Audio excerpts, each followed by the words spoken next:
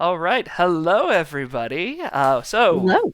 This is going to be the start of Emberwind, The Missing Ones, which is an original story told using the Emberwind system, which, if you're not familiar with, is a D20 fantasy-based system. However, unlike some of its counterparts like Dungeons and Dragons or Pathfinder, this is a roll-under system.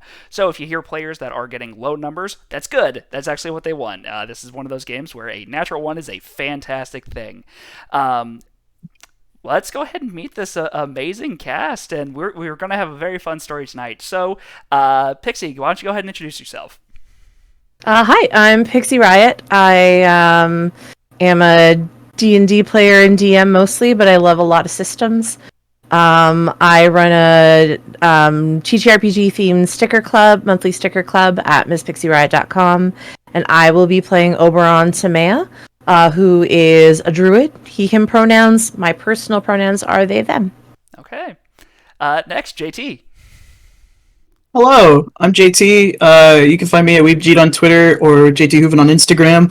My pronouns are they, them, and tonight I will be playing Clairvoyance, whose pronouns are also they, them. All right, and last but certainly not least, Lunar. I'm Lunar, he, him. I've been lucky enough to be brought along on this adventure with Ajax. So I'm really looking forward to this, and I've loved meeting everybody that I've gotten the chance to so far, especially these two wonderful individuals. I will be playing Soul Starlight, he, him pronouns as well. Okay. So, with our introductions out of the way, let's go ahead and dive right on into this adventure of Emberwind. So, at the moment, it is a hot early summer day in on the floating island that you all find yourselves. You are currently seated on the outer limits of the Durnall District at the Twin Daggers Inn. The covered patio is a welcome reprieve from the heat, and sitting before you is a short, tired man with long, dark hair and a thick, curly beard. You all know him as Andorin Brickbeard, the first Silver Sword. Now, he has summoned you all here to help with a little bit of a job, but at the moment, he's a little bit more interested in finishing his drink more than anything, as the temperatures are just unbearably hot. So would you please all introduce your characters and, give us a description on who is sitting in front of you? Well, Oberon is sitting at a little bit of a distance from the table, just enough to kind of give an impression of aloofness, but not enough to not be, included. Leans back a little bit. He's very casual in his mannerisms, but he has a bit of that, what in a lot of fantasy movies would be like elven aloofness, you could say. But you also get the impression that under his skin, he's just kind of coiled and ready to spring into action as necessary. That he could really hold his own in a fight, despite the fact that he's wearing these kind of long linen robes, and his hair is in intricate braids and has bits of different colors and such woven into it. And he's also spent some time on some makeup to sort of mimic some naturally dangerous animals. Okay, who's next?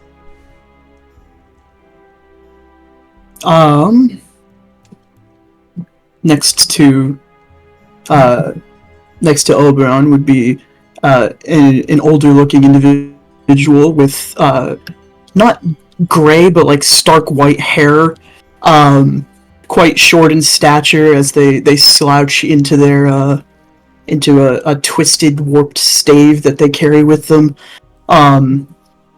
Their clothes are covered with bandoliers of random trinkets and knickknacks that they have picked up over the years.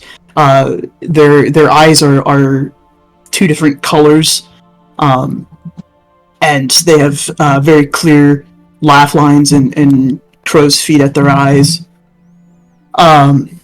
They seem to be fiddling with a deck of cards at the very moment, but are clearly waiting for Andorin to start or for someone to speak up. Otherwise, rather quiet.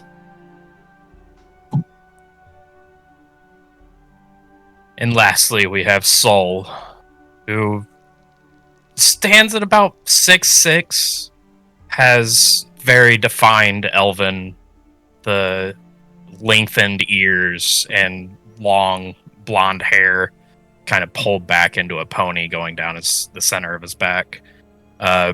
Wrapped in some dark brown leathers, has a bow leaned up against the wall behind him with a short sword strapped across his back.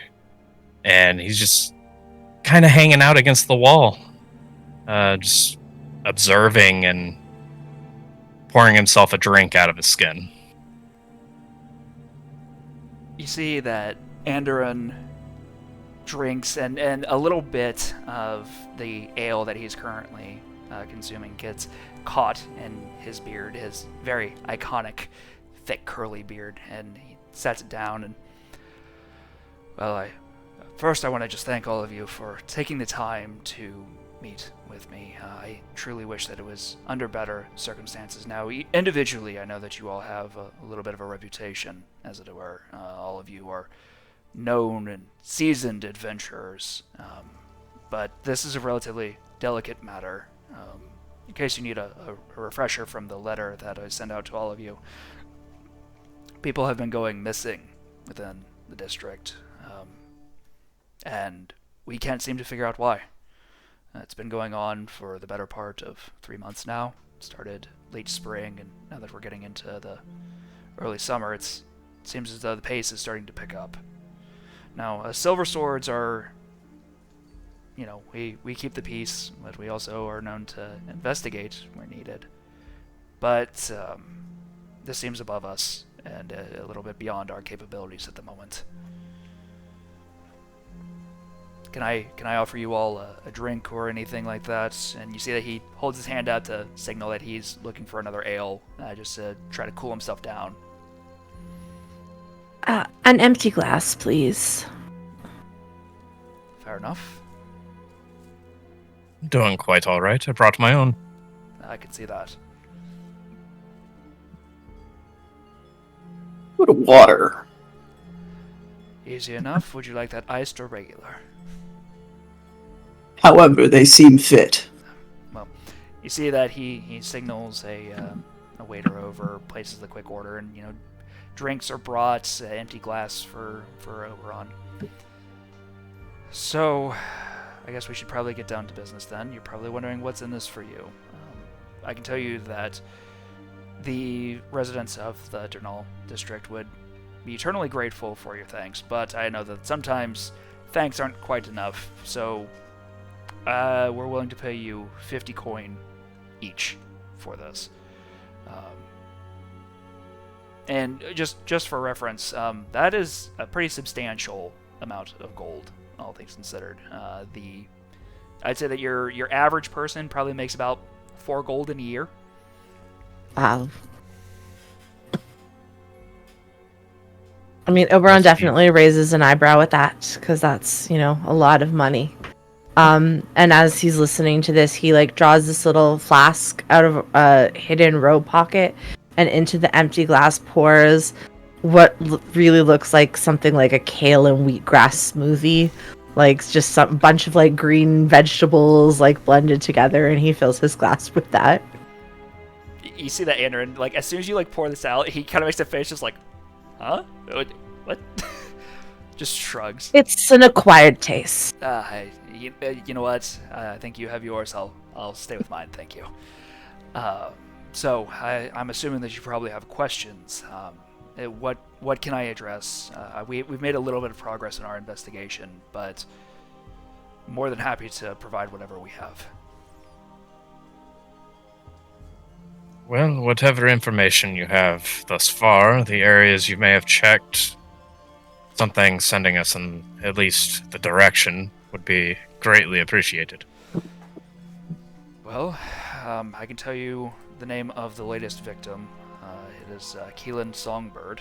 He's a local politician. He lives alone near the park that's within the Durnall District. You'll actually find it. It's probably going to take you maybe 30 minutes if you're walking on foot, and he points in direction that all of you are roughly familiar with the Durnall District, it's a relatively populated area. Has bits of a little bit of everything. This is where people work, it's where people live, it's where people play.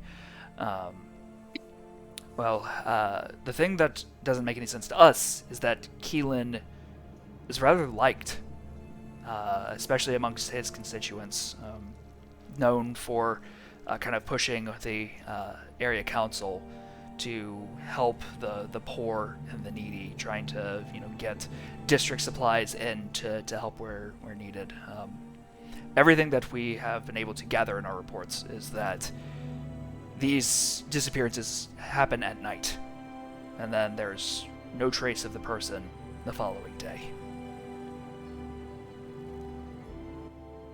Well, advocating for the poor is certainly something that would make his constituents happy, but other leaders are often displeased with that type of care for the population.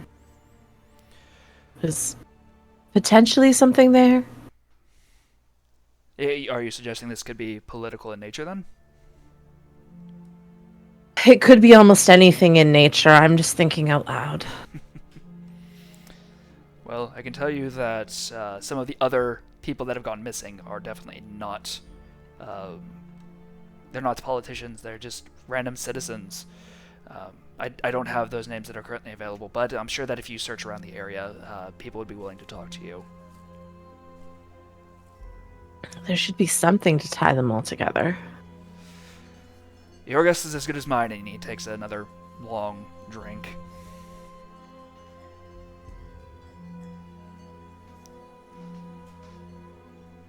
Oberon does the same, but you can see it's... Oh, sorry, go ahead. Do they happen to be in any sort of age range? Or does it kind of vary? Well, Keelan is late 40s. I know that just one of the people that was missing, early 20s, woman. I couldn't tell you the name off the top of my head. I know that there was another gentleman that apparently was trying to help other people in the area. I think probably early 60s, human.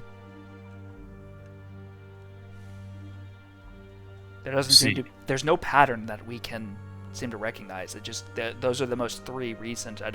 If other people have disappeared under strange occurrences, we're not aware of what's going on.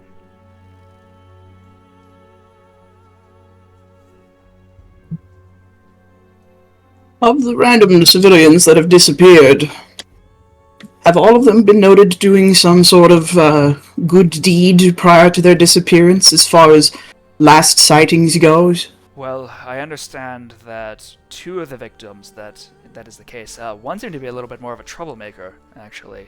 The woman, I know that people had described her as having a bit of a fiery temper more than anything. Though she seemed to be newer to the area, I'm not 100% sure on what her connection would be. Fiery tempers often a sort of wall to the heart. Perhaps there was some good under there. Well, perhaps. I will say that in case you are in need of guidance, I would suggest that maybe one of two courses of action. I would suggest maybe asking around with maybe in the area around the park, or you could check out Keelan's home yourselves. I would say those are probably going to be your two best courses of action. However, because we are hiring you for this, your methods are going to be up to you. I would just ask you, please don't break the law. Otherwise, some of the Silver Swords are probably going to have to come after you. I would ask, we're going to go ahead and do our first check of the night. I would ask you all to give me a knowledge check, please. This is just to ascertain some information regarding the Silver Swords. Oberon and Sol, the two of you are a little bit more familiar with the reputation of the Silver Swords. Clairvoyance, this is one that you don't really pay attention to some of the politics. I get around. Exactly. You're too busy traveling between the different islands and everything like that. Fun fact, World of Emberwind, everybody's on floating islands. So whatever you do, don't fall off. But Oberon and Sol, the Silver Swords are kind of a step up from your typical city guard. These are more of your elite soldiers. They are in charge of protecting the important people, some of the decision makers, known... kind of like your known celebrities can also be protected by Silver Swords. And if you are being hunted by the Silver Swords, you done something very wrong.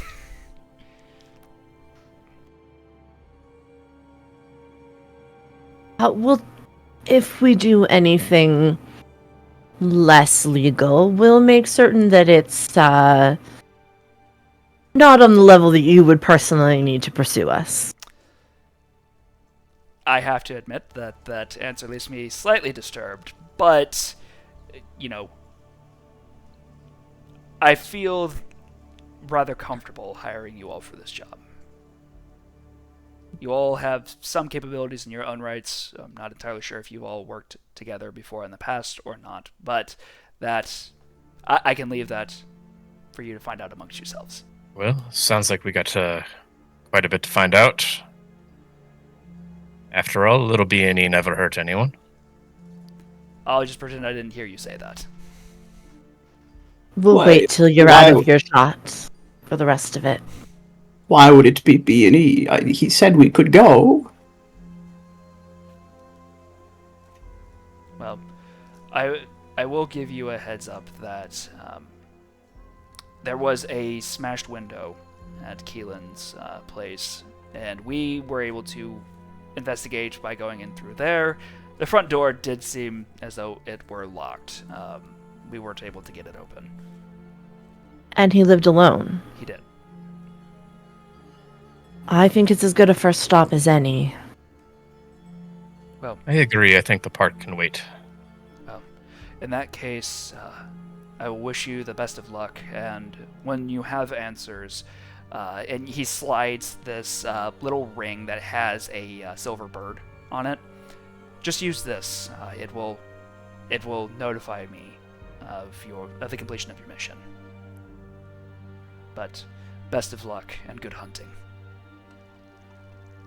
He finishes his drink and then proceeds to... He grabs his iconic silver sword, slings it over his back, and then disperses, leaves into the crowd.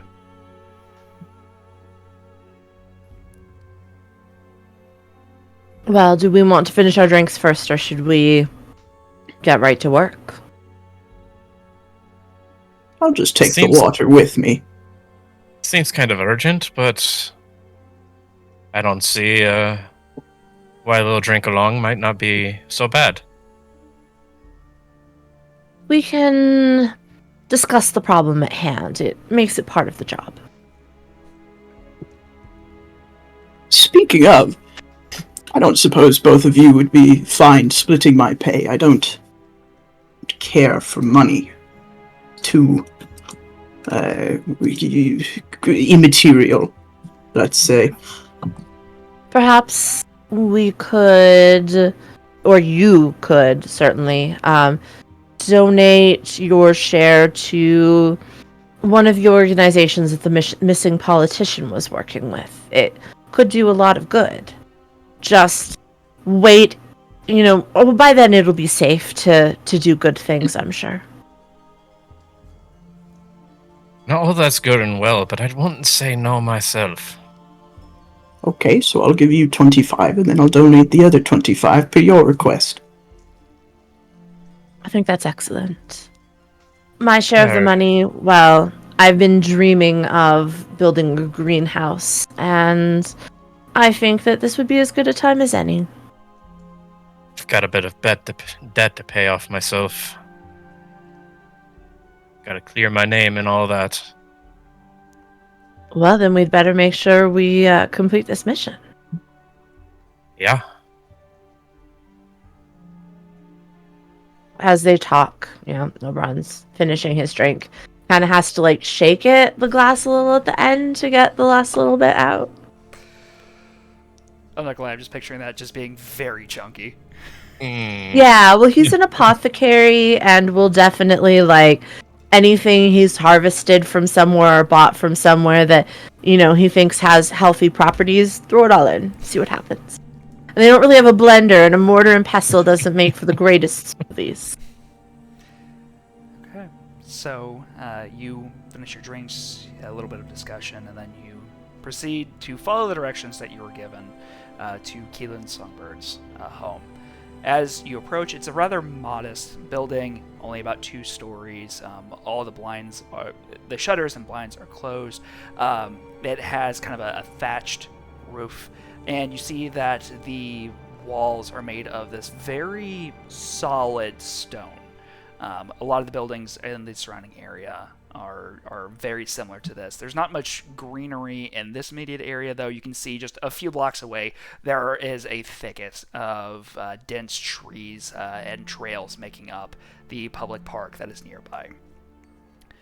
How would you all like to try to get into this home? Because as you look around, you do see that the door itself is blocked, and you do find the kind of broken window that is up on the 2nd story. So it is going to be up to you to figure out how to get inside.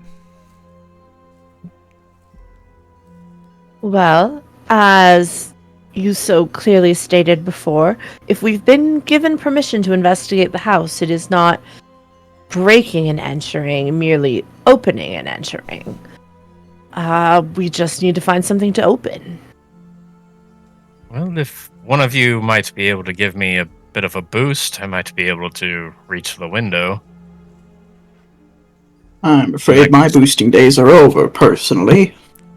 That's maybe true. I think there's more in you than you think there is, though. Oh, there is. It's just not boosting. I could attempt to, but large feats of strength aren't exactly my forte. Fair enough. I could always... How close is the other building that's next to it? I would say there's probably like a 10-foot gap.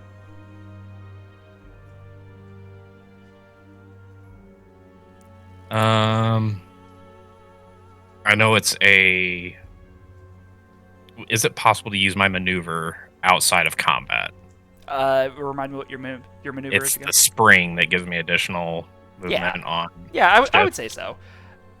Would I be able to make an acrobatics check of sorts to kind of jump off of one wall to see how high I might be able to project myself, see if I can reach the window? Yeah, I would say so. And then I will say that if anybody would like to attempt to the front door, I'm going to need either an athletics or a sleight of hand check. I think while Soul does that, Clairvoyance isn't going to say anything. It's just going to pull a long, thin sheet of piece of metal off of one of their bandoliers and just sort of start working at the lock. Okay, so Clairvoyance, I'm going to ask for a sleight of hand check. Soul, I would like you to go ahead and give me an acrobatics check, please.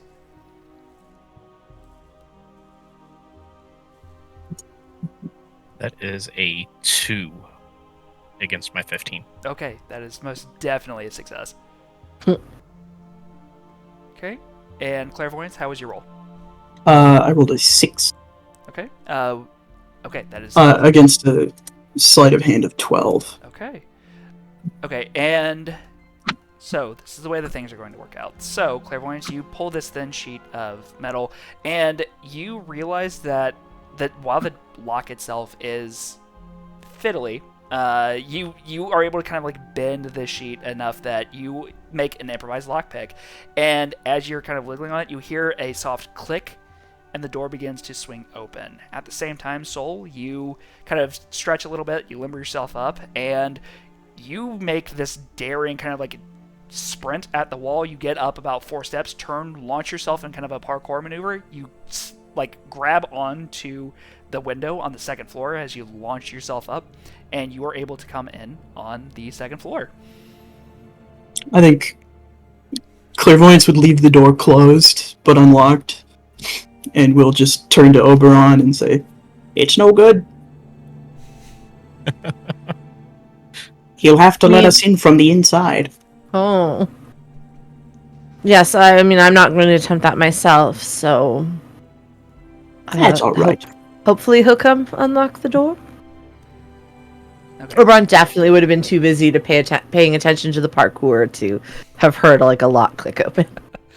Okay. So, Soul, we're going to cut to you as you are inside the house.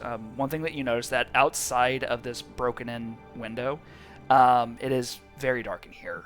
You look around and you see that the glass under your boots is like splayed across the second floor landing.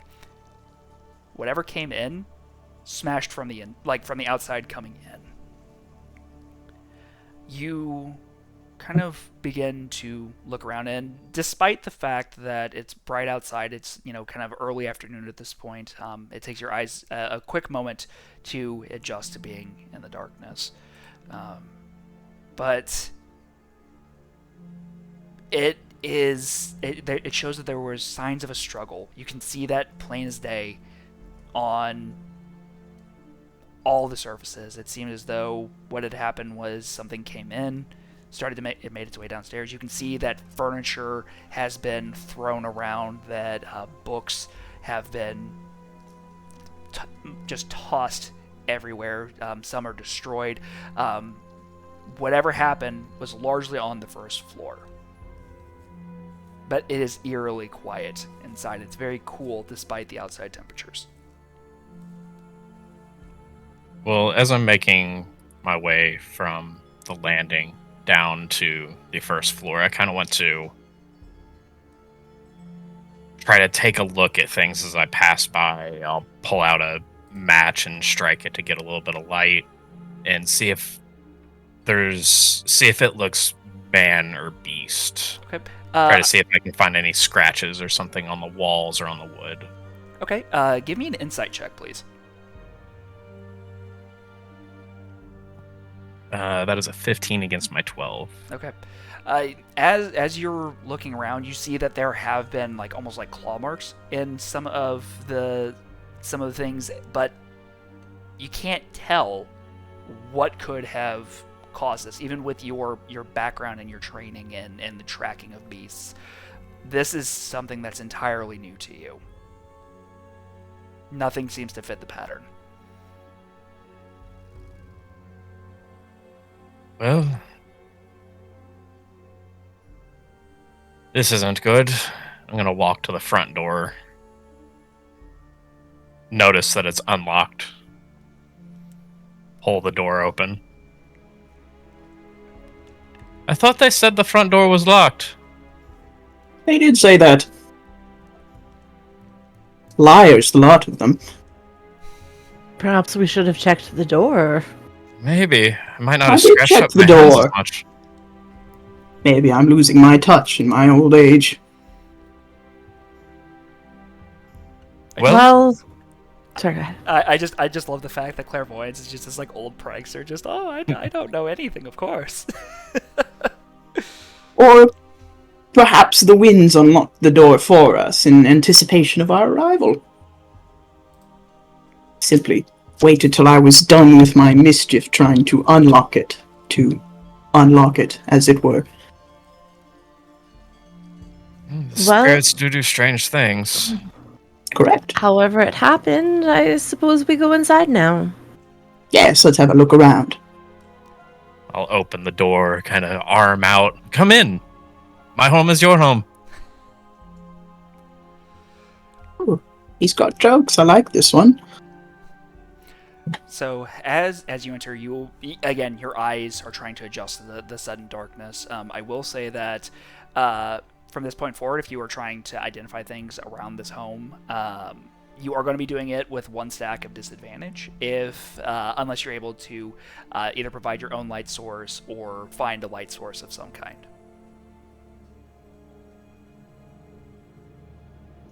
I mean, I think if it's dark enough in here that Oberon would like to look for a light source to start with. Okay. See if there's something that will help them get a better look. Okay. It is actually relatively simple, just because you takes a little bit of time. As your eyes are beginning to adjust to the darkness here, you find this small lamp, and in it is this little blue crystal. You have enough experience with these that you channel just a little bit of your own magic kind of into it, and this it spins and sparkles and then jumps to stand at a bright blue light, illuminating everything on the inside. From here, Well, that should help some. and everything now becomes clear as day. So Clairvoyance and Oberon, I would like the two of you to give me an insight check, please. Oh, I phenomenal at those. It's 7 against 16 for me. Okay. And Oberon? Yes.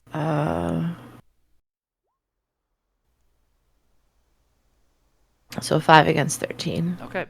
So as the lights come up, you see that there are these like gashes into the wall, and as you begin to examine it a little bit more closely, you see that there are these like little wriggling pieces of like a plant-like material.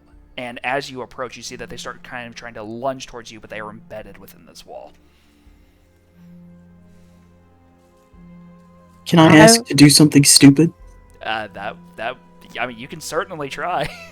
I want to touch it. Okay. As you touch it, it's probably only about 2 inches long or so. It goes limp as soon as your hand touches it at first, and then it tries to wrap around one of your fingers and like tries to pull as hard as it can. Granted, this is just a little piece of like this vine-like material. It's not pulling overly hard. You could easily get your hand out of this. Could I pull my hand away with the little vine wrapped around it? Yeah, you pull it off the wall and you see that it just begins to kind of like slide around your finger, and it's almost as though it's like a ring at the moment. Hello, little one. I'm afraid I'm not horribly availed to plants, but perhaps if we hold on to this, it can help us later. I mean, Oberon wants to collect some of it. He'll find like an empty pouch or vial in his stuff and use one of his knives to just like pull some pieces out and into it, because if it's a plant, he wants to investigate it. So you collect the sample, and what's odd to you is that normally you're aware of some plants that are there to defend themselves. Some of them are a little bit more magical in nature, but this is new. You have never seen shreds like this left behind that embed themselves and try to like still move after prey, even though whatever was here is gone. Mm-hmm. And you hear like in your head, you hear this like little bit of like a tapping almost as it is trying to get away from you. Interesting that these pieces are so independent.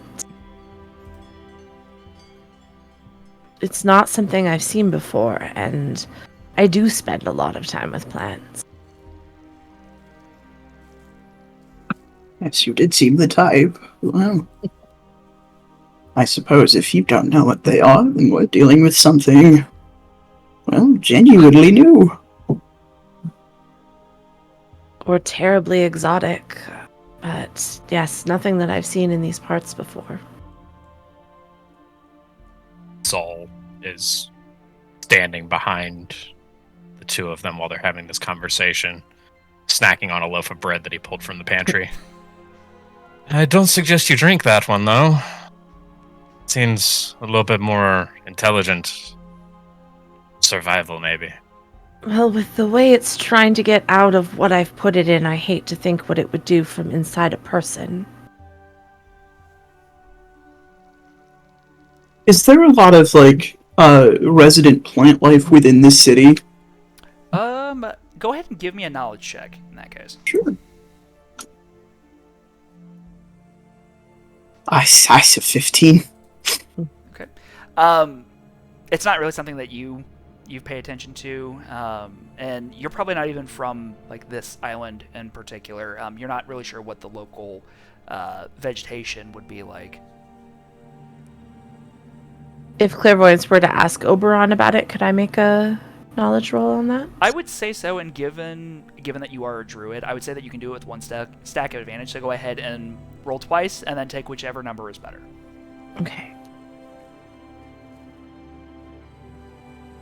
Well, we'll go with the first one. That's the 8 and not the 15. So you have dedicated your life to kind of the study of plants, and especially their uses with, you know, your career with being kind of a traveling apothecary. This is just something that is unique to you. Have I heard any stories about something like this, or Yeah, I would like even say like folktales? there is an old story. This is going back decades, if not hundreds of years at this point. But you have heard of it's this ancient plant type that, in order to defend itself, would kind of consume a body. Did I hear it because it's a story that old druids tell small ones to scare them at night? Absolutely. This was... The thing is, nobody knows if it's true or not, though. Mhm. But you've heard of this very carnivorous kind of plant that... It's one of those, like, you were told this story when you were young, to not go out and, you know, be exploring nature and the unknown, especially at night, because you never know, it could snatch you and then you'd be devoured by this plant. Yeah, I feel that still never stopped Oberon even when he was little. But, Oh yeah, no, absolutely not. he'll tell his recollection of the story to the other two, with the disclaimer that this could just be something someone made up 1,000 years ago. And how old is Oberon right now? I think that Oberon is kind of late 40s, early 50s. Yeah. You were hearing the story when you were like 6. Mm-hmm. And even then, it was just like, even then you could tell, like, your parents probably, like, oh, you know, my grandparents told me and their grandparents told them. Like, you really don't know the validity of the story. All right. Plant that eats people that hasn't been seen for thousands of years, hypothetically speaking. One that seems to be super sapient, or at least conscious enough to know that it wants flesh, and is capable of making a gash that big. Certainly Exciting. intriguing. Exciting and concerning. It's only concerning if you're made of flesh. Are you trying to tell us something? I can tell you many things. Well, there was some mention of taking a look around the park. That's a place you could look for plants. Maybe see if there's any sign of this anywhere else. Before we leave, for the rest of the house, is there any exit other than what would have been the entrance through the window? Is there anything another window downstairs, or I don't know, an exit through a cellar? There are windows that are downstairs. However, they are still perfectly intact, and they do have the blinds and shutters closed. You can gather that Keelan, in the privacy of his own home, was probably a relatively private individual. However, as you are looking around, though, you do find a tattered, what appears to be personal journal. If any of you would like to take the time to begin reading through that. Absolutely. Okay. So you find an entry from probably about 6 weeks ago that says that... Give me 1 second. It notes that there was an individual named Michaela Thrush. She's new to the neighborhood. She was youthful, very, very outspoken in her ways, but a very likable person. She was very quick to anger, but also very quick to share a laugh with.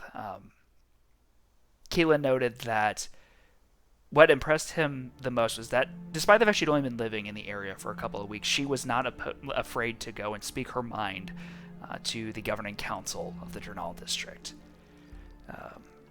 In fact, she was wondering why more wasn't being done to provide services to area residents, and that she, despite being an outsider, was made to feel like one based on some of the procedures that she was having to follow. Declaring that she was new to the district to her neighbors, and that having to list her previous residences and where she had lived before even coming here in the first place. And is that unusual for someone to experience when coming here?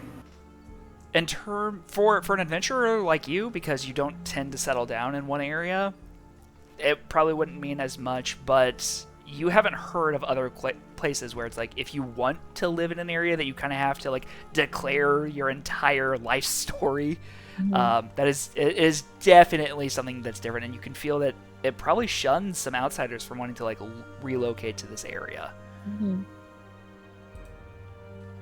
There's an entry from 2 weeks ago that reveals another person, Jeremiah Crane, who'd lived in the area for years. Probably one of the older residents in the area. He'd been there for about half his life. Also went missing. And what concerned Keelan was the lack of interest in finding him. Jeremiah had been an old friend of his, and he's just gone. And nobody knew what happened. Just one day he was there, and then the next vanished as though taken by the night itself. Does he denote at all that this other person had troubles with the politicians in the cities? Not that he was in any kind of trouble to politicians, but he was one of the people that he would organize and do drives to help the poor in the area. He would make sure that they were fed and clothed. Despite Keelan notes in his journal that he had received warnings from the council before to not encourage this kind of riffraff in this neighborhood. But that didn't seem to stop Jeremiah. In fact, there was one time that it noted that there was an exchange of insults that would have woven a tapestry of interesting language over the district, if it could be best transcribed. Well, I can't speak for every disappearance that's happened, but I would have to wager that the council's perhaps eradicating dissidents with this mysterious flora we find ourselves with. Doing background checks to keep so-called riffraff out, and also taking things into their own hands to clear out the ones already here. The ones actually doing things to help, like our good Keelan, or that hot-headed woman who had to jump through all those hoops. Hate to admit it, but it does sound like you're looking in the right direction. Which begs the question, a plant this exotic or capable, at least in my understanding of how agriculture works, would have to be cultivated in some way. I'm less familiar with the area, but I don't suppose either of you happen to know if there's a counselor more well-availed to the nature of plant growth and cultivating? I would And ask. someone. I Oh, would be. sorry. I would say this is going to require a knowledge check, just to see if you can kind of recall who some of the counselors in the area might be. Oberon would also like to point out that likely this would have to be the cultivation of something like this would also likely involve a fair amount of magical maintenance and encouragement.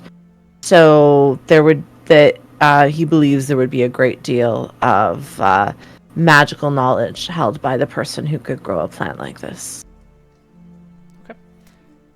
So Through Oberon and Sol, if the two of you would like to go ahead and give me a knowledge check, please. Ooh, a 3. Okay. I like rolling 3s. that is a 7 against my 12. Okay. So a couple of things come to you just in studying for this job. So there are 5 counselors that kind of rule over the Durnall District, and you know that Keelan Songbird was the most recently elected individual, but he's only been serving for about 2 years. The rest of them have been there for 15 or more years, actually. That's why we need term limits. But amongst them, the one that is residing over the most influential and the most kind of the rich district in Durnall is his name is Turanian, and that's about all you're able to recall off the top of your head. But he does have access to a lot of resources. Through Saul's work as a courtesan, would I have any information on where his estate may be? Yes, but you also know that it is a very heavily guarded area. I wouldn't be too worried about guards. I tend to not be, but with the amount of disappearances, may explain why he's upped his security a bit. Imagine that you're a grunt guard.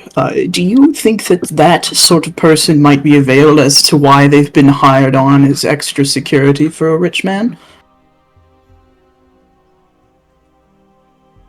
I mean, with the way they seem to be treating people down here, the money's going to be money.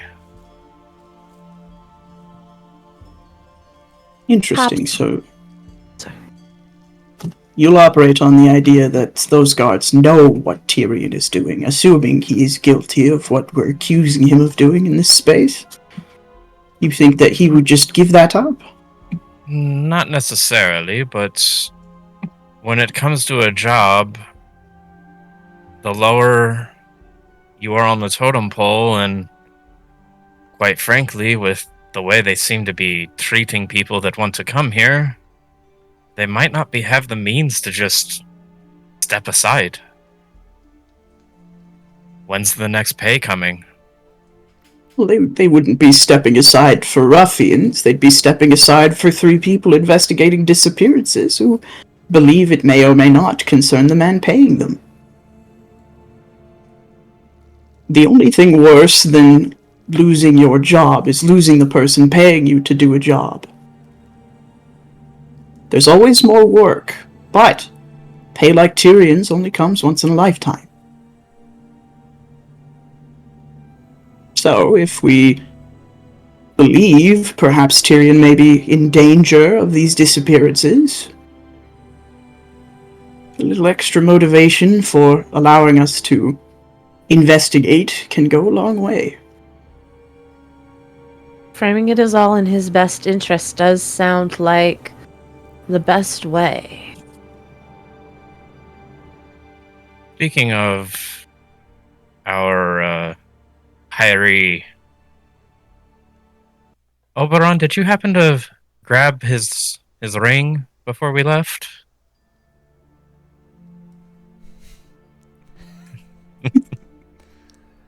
Oh, sorry about that. Yes, I do. I do have it here. I had thought of perhaps contacting our employer to see if he may have a trusted associate who could accompany us. For household guards are not on the level of the truly elite. However, I also fear that summoning him when the job is not yet complete might be a mistake. We could always flash the ring, let them know who we're working with. That Is may the bird be on the just ring a enough. recognizable symbol? Like people would know it as being the emblem of...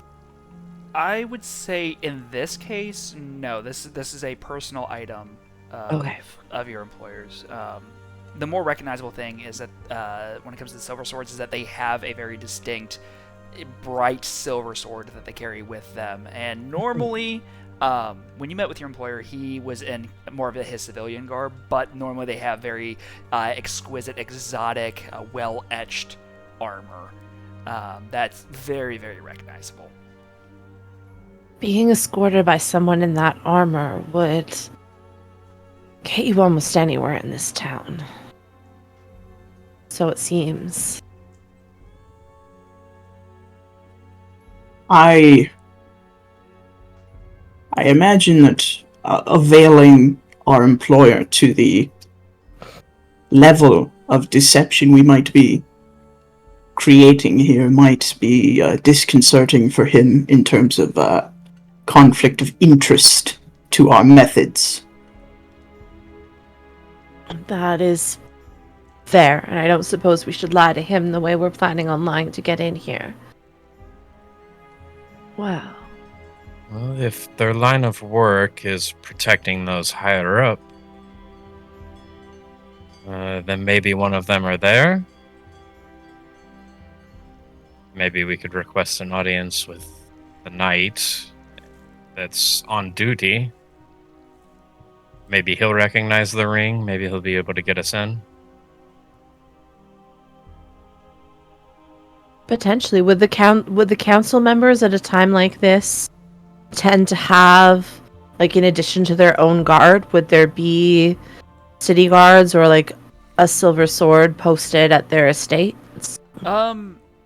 Based After on, one council, sorry, go ahead. well, I was gonna say, based on your general knowledge, there might be a silver sword there, just because they are more of your elite guards. This is what basically when guards first become guards, like they aspire generally to become silver swords. And given that a council member just went missing, the others may have insisted on further protection. It's possible. Suppose there's really only one way for us to find out. Well, it seems that we've come to another fork. We have the garden, or perhaps we just go to the manor. I'm of the personal opinion that once you have a decent lead, you follow it to the end and then tie the rest up once you're done. However, I'm also not from here. I don't know how you do it. Well, something as destructive as this plant or plant creature must be, I feel like it would be very hard to get it in and out of a large estate without leaving some sort of trace. There may be something we can find even without getting too close to the estate. I did have some thoughts about that myself.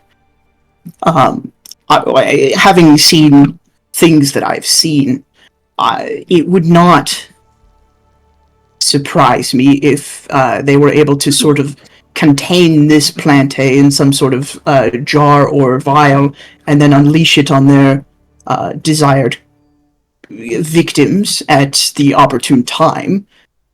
I don't suppose you saw any of this plant life on the way in? We'll turn to Soul. Didn't seem to be any. It was mostly along the stairwell and down onto the first floor where it really started to seem to pick up its riot. So, we have a house that was clearly broken into on a higher plane, but it has all the signs of a normal break and enter, up until the point where someone might have had the opportunity to attempt to retreat at the stairs or down here. So the plant was, in my opinion, probably not a factor until they got at least part of the ways into the house and got sight on Keelan.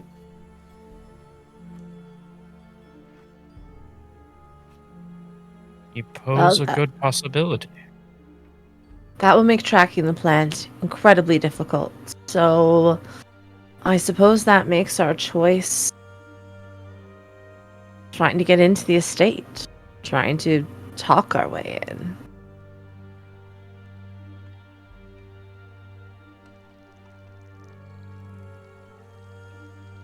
I don't see I'm another fine option. either way.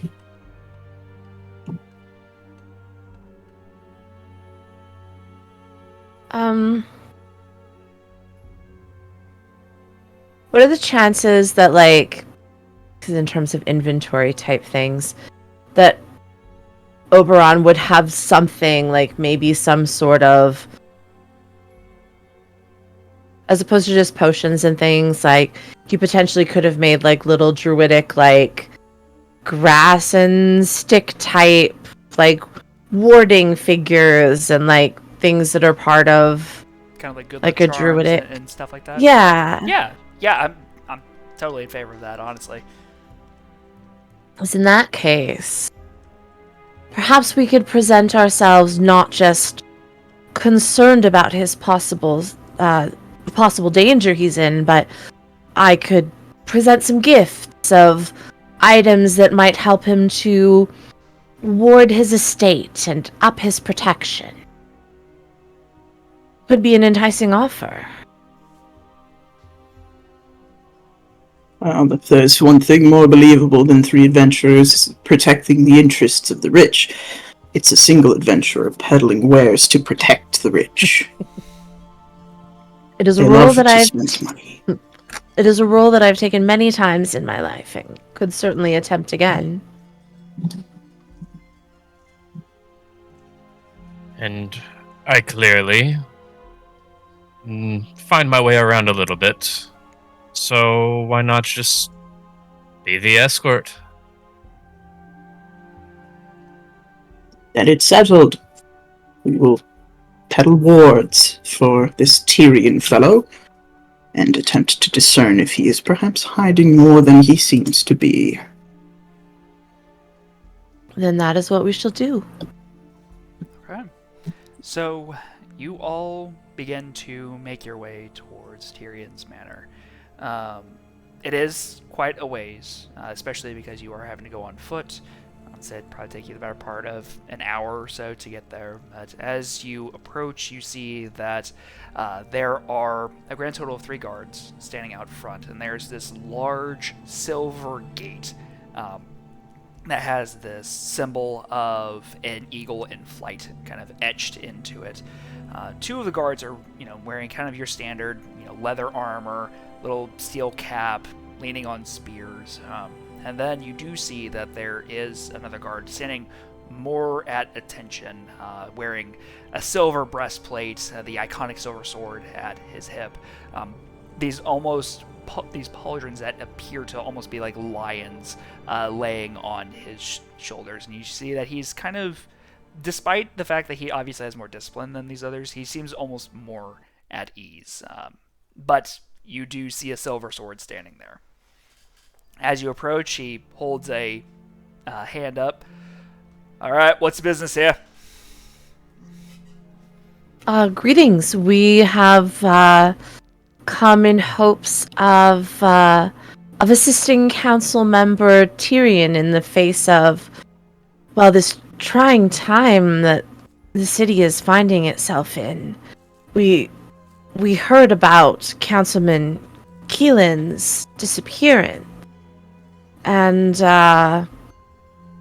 well, we were hoping to offer our services to assist. And what exactly services are those? Well, first of all, I do have an associate that might be able to help in security evaluation, but on top of that, I, as a druid and a traveler, have gained much insight into the art of creating totems and physical warding charms that can either warn of danger or ward off danger that potentially could assist in strengthening the security systems in place. You see that he kind of looks at all of you, and he has this like bit of a smirk starting to appear. Right. I'm just going to go ahead and assume that you're not exactly from around here, otherwise you would know that Councilmember Tyrion is, well, to say that he's not the superstitious type at all would be an understatement. He doesn't necessarily believe in kind of totems and mumbo-jumbo that it appears that you're peddling. He takes after his mother. Oh, really? You're aware of his mother? Yes. Of course, she's my daughter-in-law. Give me a fast talk check, please.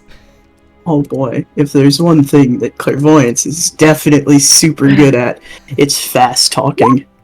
Cool. What's your total there? It's an 11 against my 8. Okay.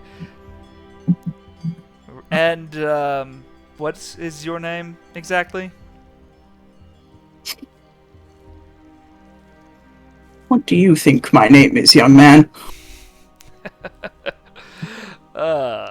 You see that he puts a hand to his sword and begins to kind of like get a grip on it.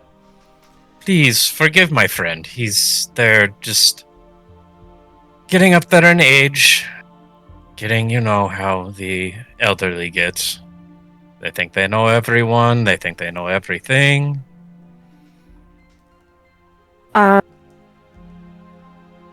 Oberon. Ooh, okay. Oberon is going to look at Soul and kind of just like touch that pocket, the little chest pocket that he had tucked the ring into, and just kind of like,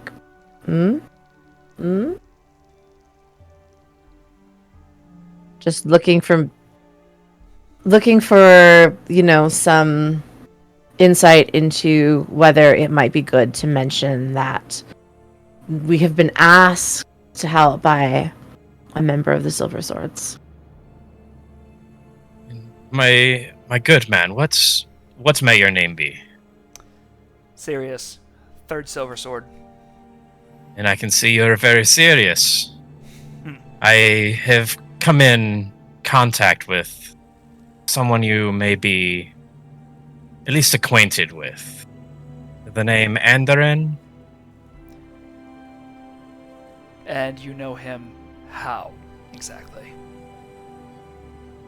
I assume that they don't tell you everything, but we have a trinket that he gave us that we were told to return to him once we are finished, but he has given us a bit of a job to lend a bit of a helping hand to the Silver Swords while you are busy guarding these important individuals.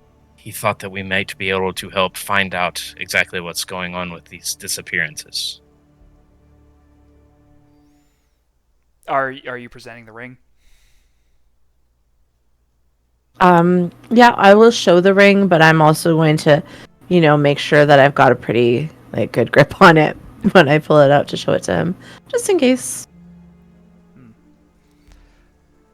You see that he leans and examines it very closely.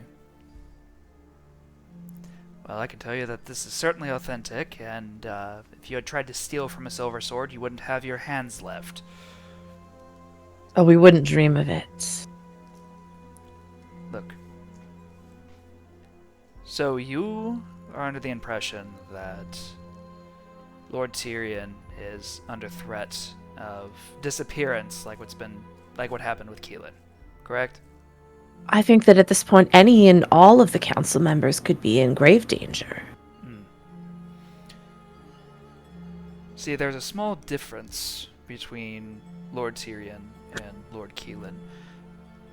Keelan lived alone.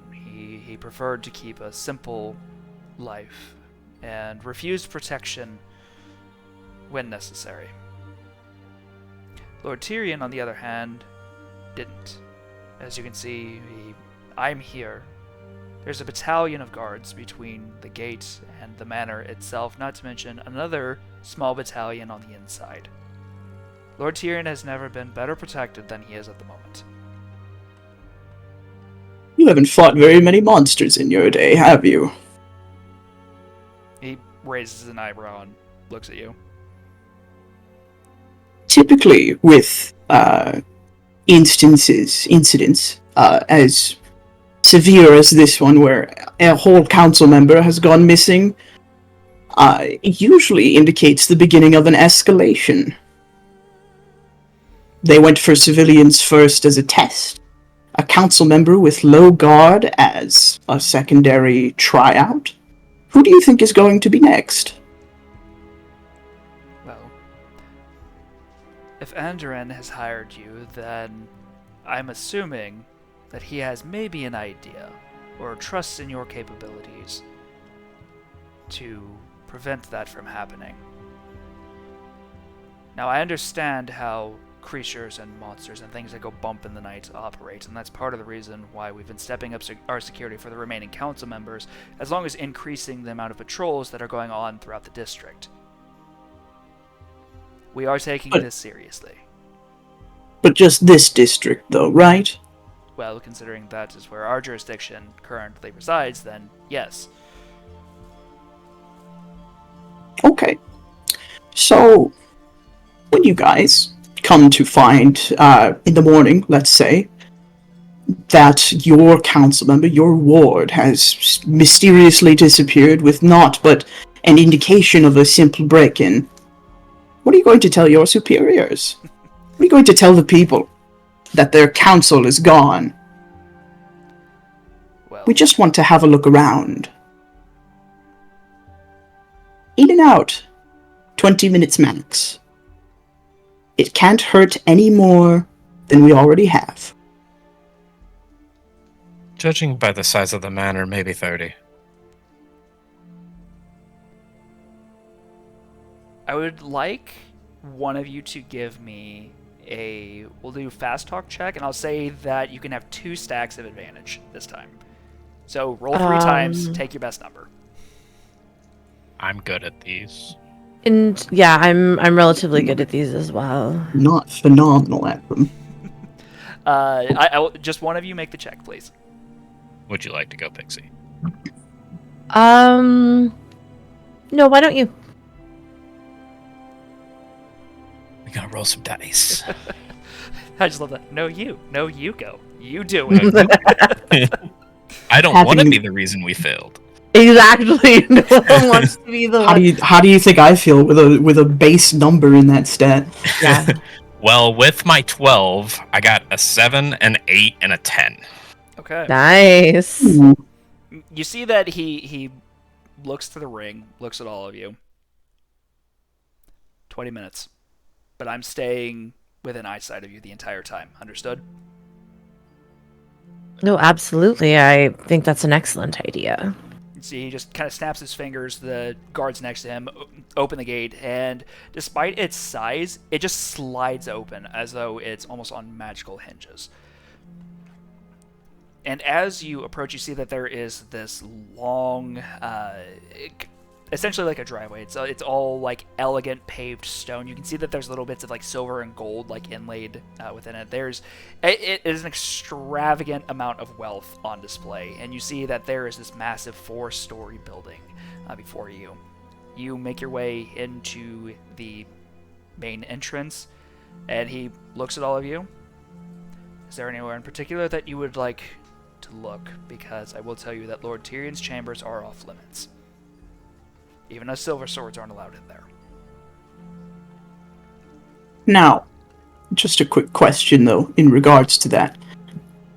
Is there anyone guarding his chambers? The 8th and 9th Silver Sword at the moment are currently guarding the main entrance, and then we have a scattering of guards among any other possible entrance. I will say that Lord Tyrion does have a couple of different exits that aren't readily available to most people, just in case he does need to make an escape. But we do have guards that are stationed there as well. And someone is watching the windows from the outside, I would hope. Of course. Does he have an office that isn't off limits? Yes, he does have a public meeting area. I can escort you that way. And he... Go ahead. I did not say public meeting area. I said an office. Well, that is... The public meeting area is where he spends a lot of his time when he's not at council. I will tell you that he's not there at the moment. But that is probably the closest that you're going to get to an office. He has a private office that is within his chambers. Chambers. Yes. Well, it's a place to start. He leads you up to the 3rd floor. Not sure. I'm sure that you're all in great shape, but it's one of those. You're still feeling just a little winded from having to walk here in the summer heat, and now you're in the cool interior, going up multiple, flights of stairs.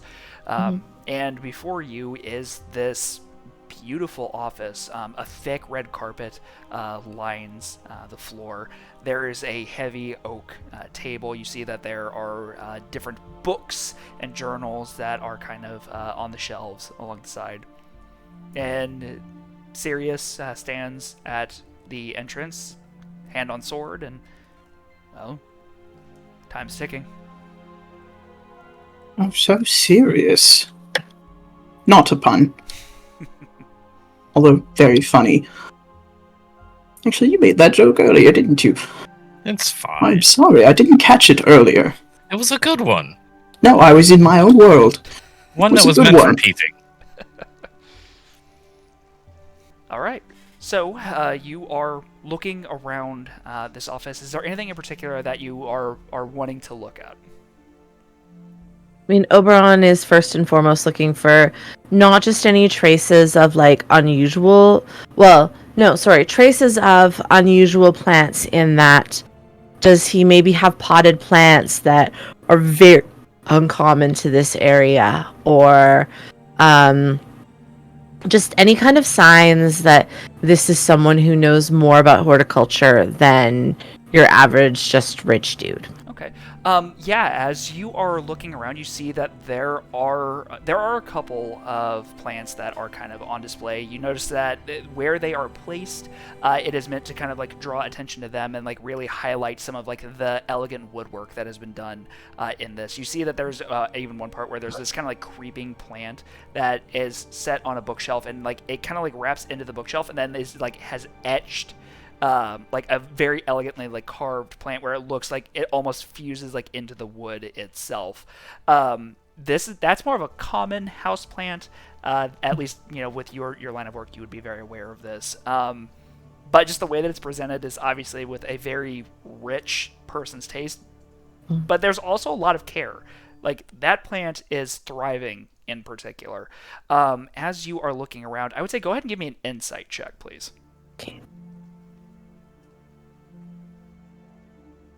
It's an 8 against 13. Okay. So as you're kind of taking this in, you notice that there are multiple plants. You do see one that is in the back corner that has these very bright, large pink leaves. That is a very exotic flower. In fact, it's not even from this island.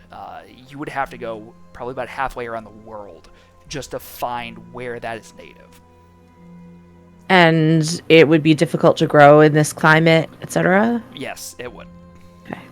There's obviously a lot of care and attention to detail to maintain, the right kind of pH balance in the soil to maintain this thing. After kind of taking in all the plants, Oberon will turn to his companions and say, well, either the councilman or someone working from him has what they call in some places quite the green thumb. These plants are in exceptional health. They're quite lovely.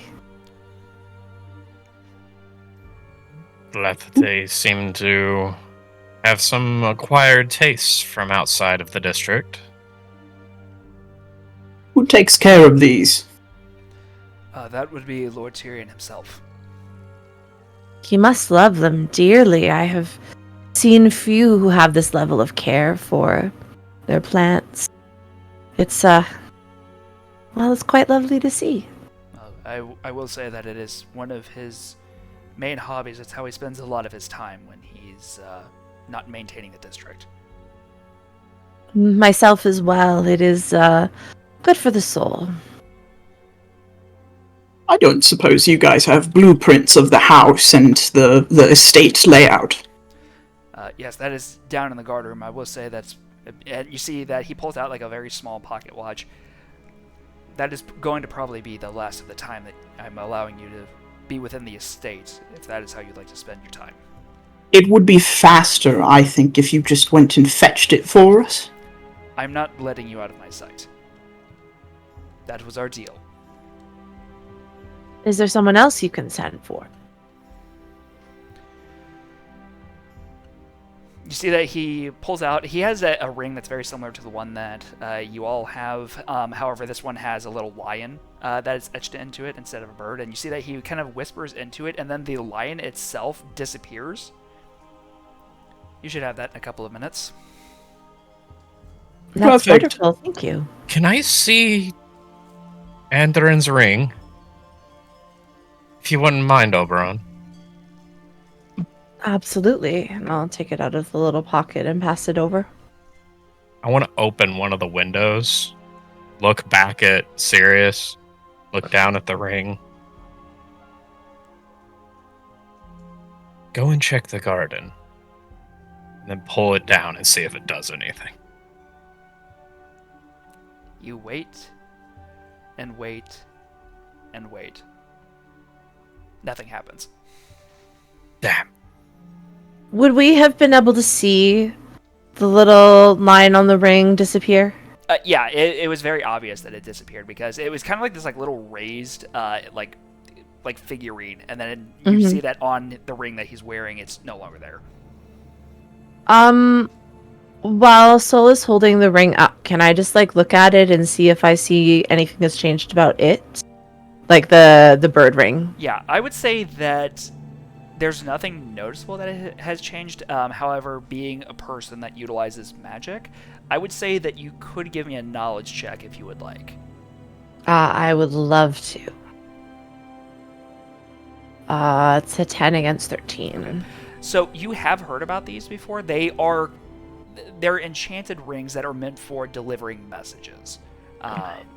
Normally what it does is you just kind of speak into the figurine, and then it vanishes and appears to the person that has been designated for it, delivers the message, and then returns. Oberon was kind of checking to see if maybe it was like when someone activated their ring, that person's animal appeared on everyone else's rings or something like that. No, it basically, like, in this case, like, that lion probably, like, appeared on somebody's shoulder, whispered, and then... Okay. And after it. maybe about 30 seconds or so, you see that the lion is back on his ring. I want one. Can clairvoyants kind of look around, not at the plants, but for sort of one of these exits that Sirius had mentioned, like maybe something less discreet as far as a door would go? Yes, I would say that would probably fall under an insight check. Okay. That's a 15 against 16. Okay. So as you are looking, you're looking around this room in particular, you catch a slight pattern that seems as though there's a hidden entrance next to the shelf where you currently are. You can see that there's like a book, and if you push it just like a little bit, it probably activates the mechanism for it. Yeah, they would see clairvoyants just kind of meandering about the room and then stop next to a bookshelf, reach out, and just gently push a book in. And then the entire shelf itself kind of like slides into the wall and then slides over. And you see that Sirius like grabs his sword again and kind of looks at all of you. How the hell did you know that where that was? Oberon's like, oh, I love it when they do that. When you get to be my age, you learn how to see things for what they really are. Books for doors and plants for, well, other plants, as it were. Does this exit appear to go into some sort of passage that would not, like... I guess what I'm asking is, does it look like there's space between the walls of these rooms that would allow for this to be sort of indiscreet passage between the rooms? I would say that going with that insight check, as you're kind of like looking into this seems as though like it seems to be like it would be more of an escape tunnel than anything. Like this would be where like this probably leads to somewhere that's like on the outer limits of the manor, especially like if for some reason an attack was going to be occurring while he was in his public office. Yep, out past the walls. Yeah, it doesn't. Yeah, that's what you kind of gather just from your general knowledge of this. And it's at this moment you hear some thudding footsteps from outside, and you do see that there is this kind of younger guard that has brought some blueprints that you had requested. Looking at the blueprints, are the exit chambers, like the exit passes, marked on the layouts? They are, and actually one of them kind of goes more towards the heart of the Durnall District, where you actually were just previously. Okay. Is there one in marked in his private chambers? Oh, you're really putting me on the spot here. I'm going to be honest, I hadn't planned for this.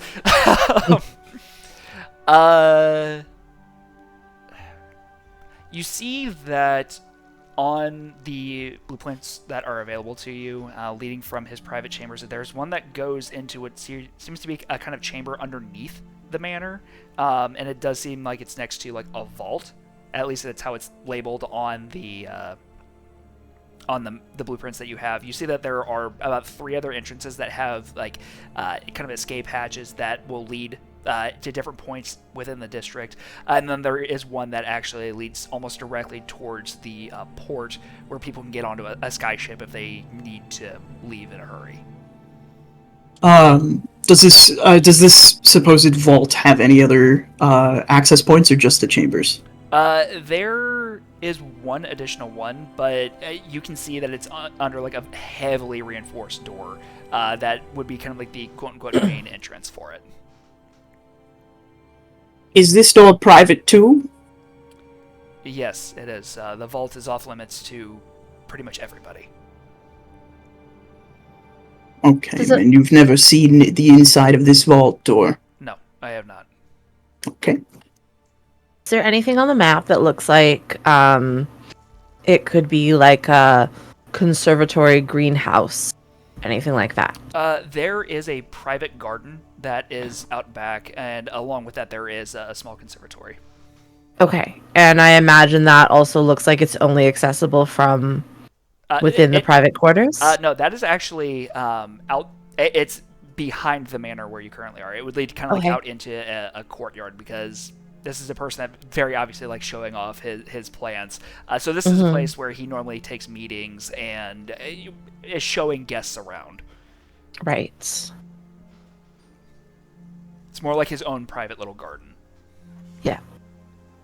Does the greenhouse have an escape route marked? No. Well, I don't know about you, but I wouldn't mind having a look at the gardens. Oh, I would be delighted to, even just on a personal level. You hear a light click, and you see that he looks at the pocket watch that he had with him. Well, then, in that case, I would ask you to get a formal invitation, because your time is up. It's too bad. I was hoping to get to spend more time with you. You know, I wish that I could say likewise, but at the moment I'm kind of questioning why Anderin would hire you in the first place. Well, I'm mildly disappointed. No, mildly heartbroken at the thought that I won't get to see that garden with the talent that the councilman has, so I suppose I will have to work on that invitation. Are you trying to guilt trip him into this one? A little bit. give me a fast talk, but you are going to have 1 stack of disadvantage. That's fair. Ooh, yeah, blew that. Oh no! This makes it feel like for a second it was almost gonna work, and then just like completely blew it at the end there with the sad little hang of his head. All of a sudden, it was just like, no. You know, you almost had me before you gave me those puppy dog eyes. Yeah. and you see that he raises an eyebrow and is just, yeah, my heart's truly bleeding for you. We're going to go back to the front now. Are you able to tell me who I would contact in order to make an appointment, or perhaps? Well, I would be more than happy to give you that information, but I can tell you right now that the wait list to view the private gardens, particularly on a tour from Lord Tyrion himself, is probably about 8 months long. No, we don't need him. Why don't you just show us? Out. I have a sort of mechanics question, I guess. Yes. So, I know that outside of combat, our powers are maybe a little less defined as far as what we can do in the way of, say, like, illusory magic. Okay. What do you have in mind? Just sort of create simple duplicates of ourselves so that we can sort of pull away and wrap back around to the gardens. Use that sort of touch with reality that clairvoyance has. Okay. Yeah.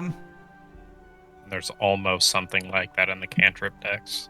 You know what? I'm going to say yes. I will allow you to do that, especially as an invoker, because kind of distorting reality is absolutely your thing. Give me just 1 second so I can find what I'm going to have you do for a check for this.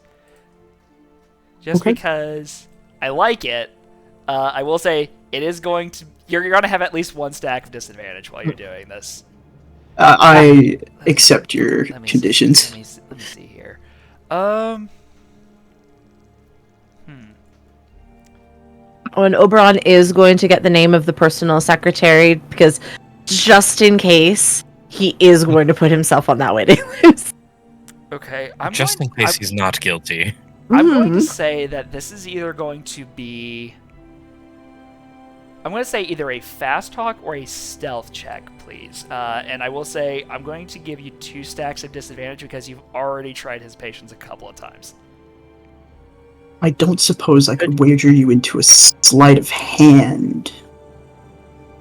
Yeah, you know what? I'll allow it. Okay, cool.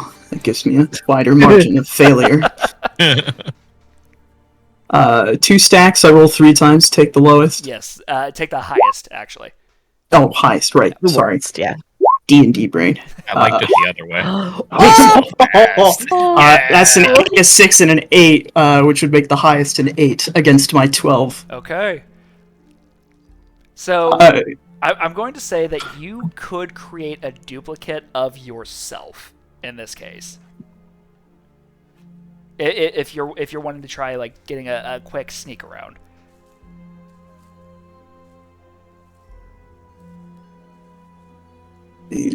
Part of me as a player doesn't want to leave my fellow party members behind. Part of me as a player wants to see clairvoyance is sneakier and more tricky, generally speaking. So I think clairvoyance would sort of lean over to Oberon and Soul and just say, watch this. And we'll sort of split off behind Sirius, and a duplicate of themselves will be walking next to them. And even just for a step further, I'm going to say that like you, kind of like a chameleon, like you kind of bend reality around yourself, and you see this outline of clairvoyance kind of walking away, and there's this perfect magical duplicate that's keeping step with all of you as clairvoyance disappears towards the back and heading towards that. You said you're heading towards the garden, correct? Yeah, they want to see the greenhouse real quick, just to be sure. Okay, so we're going to shift over to clairvoyance real quick. We'll wrap up this scene, and then we'll be taking our break. So, clairvoyance, you step out into this garden. The heat and the light hits you, though. The sun is beginning to dip into the horizon, and rather than the yellow that you've been seeing, it's now that kind of it's taking on a light orange hue. You look around and you see a wide variety of exotic plants that you've never seen before in your life. What interests you the most, however, though, is that there seems to be this almost plant-like sculpture that is standing there in the middle, poised, just one hand up, the other kind of on its hip, the head tilted back slightly. It's large. It's probably between 6 and 7 feet tall. And as you are looking at this thing, you see that it catches your eye the most. And you swear that you see the head tilt ever so slightly to look at you. I think clairvoyance winks at it.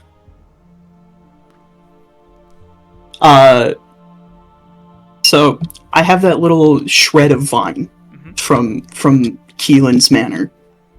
I think clairvoyance is just sort of going to look around the gardens and keep an eye on that vine to see if perhaps there is just anything underneath this garden. Any indication that it is attempting to return home with me. Okay.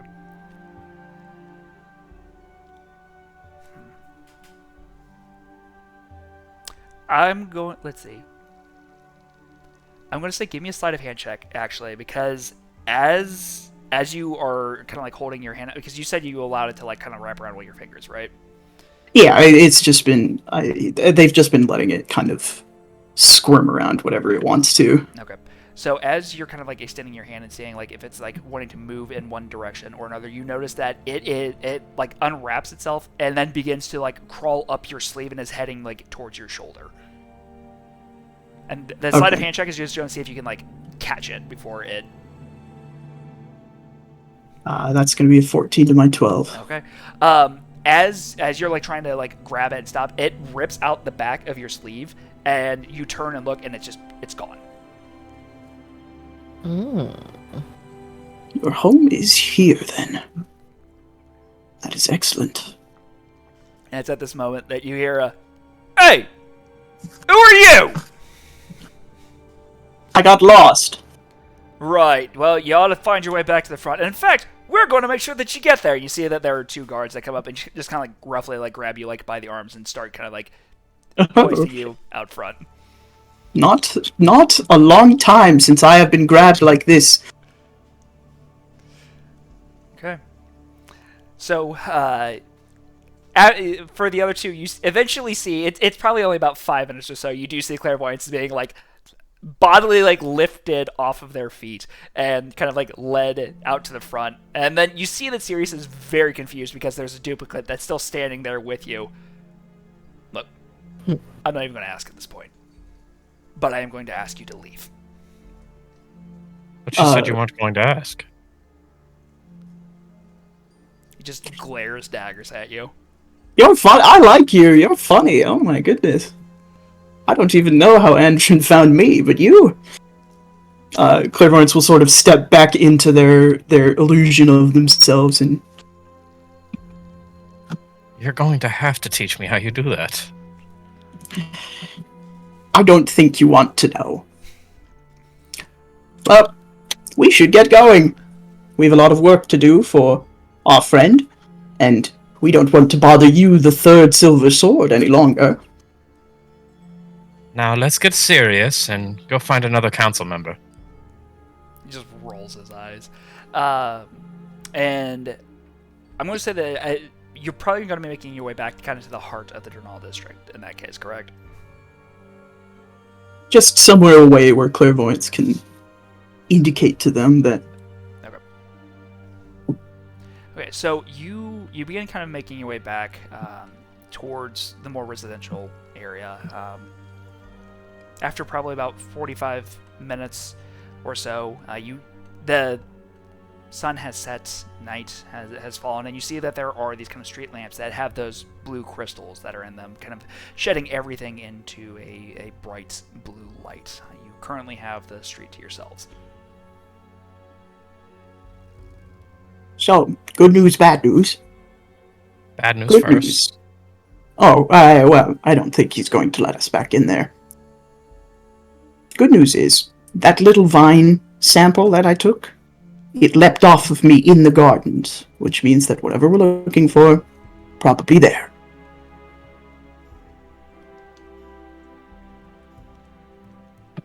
And it's at this time you can see that the nearby park is starting to become within view.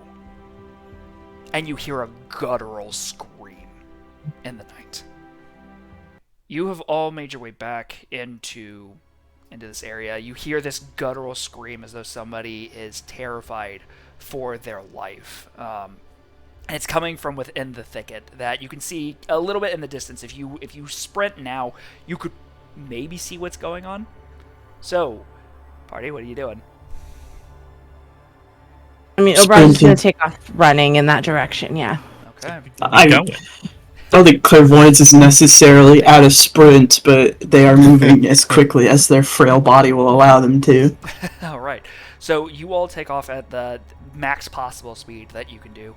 And you see this kind of like shifting from within the trees and everything. And you see this large, almost vine-like creature that is dragging a person behind them. They are kicking and screaming. There's a very obvious trail through the underbrush where this person has been going. I will say that if there's anything that you would all like to do in this exact moment, you can.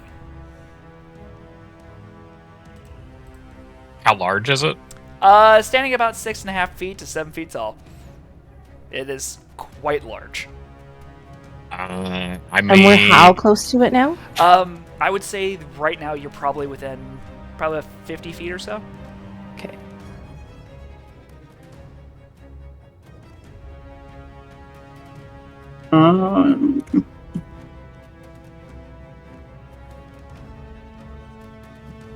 Trying to think, we're not in combat, we're just sort of a bullet time? Kind of, yeah.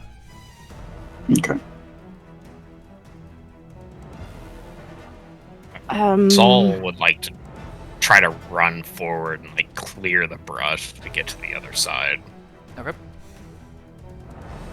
So I'm assuming that you're whipping out your sword and just kind of like cutting a quick path through this thicket. Yeah, if it's not something that he can like jump over or manipulate his way around, he'll cut through some of the vines and whatnot that he needs to. Okay. Yeah, Oberon's definitely like ducking and dodging and kind of slipping through wherever he can on the way there. All right. And clairvoyance, is there anything that you're trying to do? I think clairvoyance is simply attempting to tug on reality a little bit and make it as though those obstacles aren't even there for them. Okay. So you clear a path through, and you see that this creature is like dragging this relatively large man behind him. He's kicking, screaming. It lifts him up, and is like face to face with him. And then like it hears you, especially Soul, like just like charging through this underbrush. Turns, looks at all of you, and drops this man. And clairvoyance, you saw this thing's exact twin in the gardens earlier. That is this large vined creature with hollowed out eyes for a face. Now, I do want to give viewers a quick heads up. We are going to be moving into combat, but as a quick content warning, this does involve parasites. So if that is something that you're not comfortable with, I would recommend that you probably skip this next section of this. But we are going to go ahead and move right on into our battlefield. So I'm going to ask you all to please move your characters. And we're entering from where? Give me, sorry, 1 second. I just realized that there was, okay, got that fixed. Good. You'll be entering in from the top, you know what, bottom part's fine.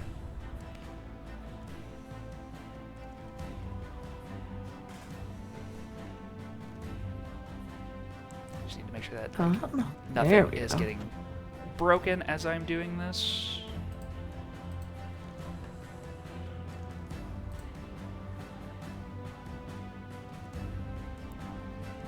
Okay. And as you are all entering into this battlefield, you see that this thing turns, looks at all of you. The man scrambles away from it, yells thanks to you, and then like darts off into the underbrush.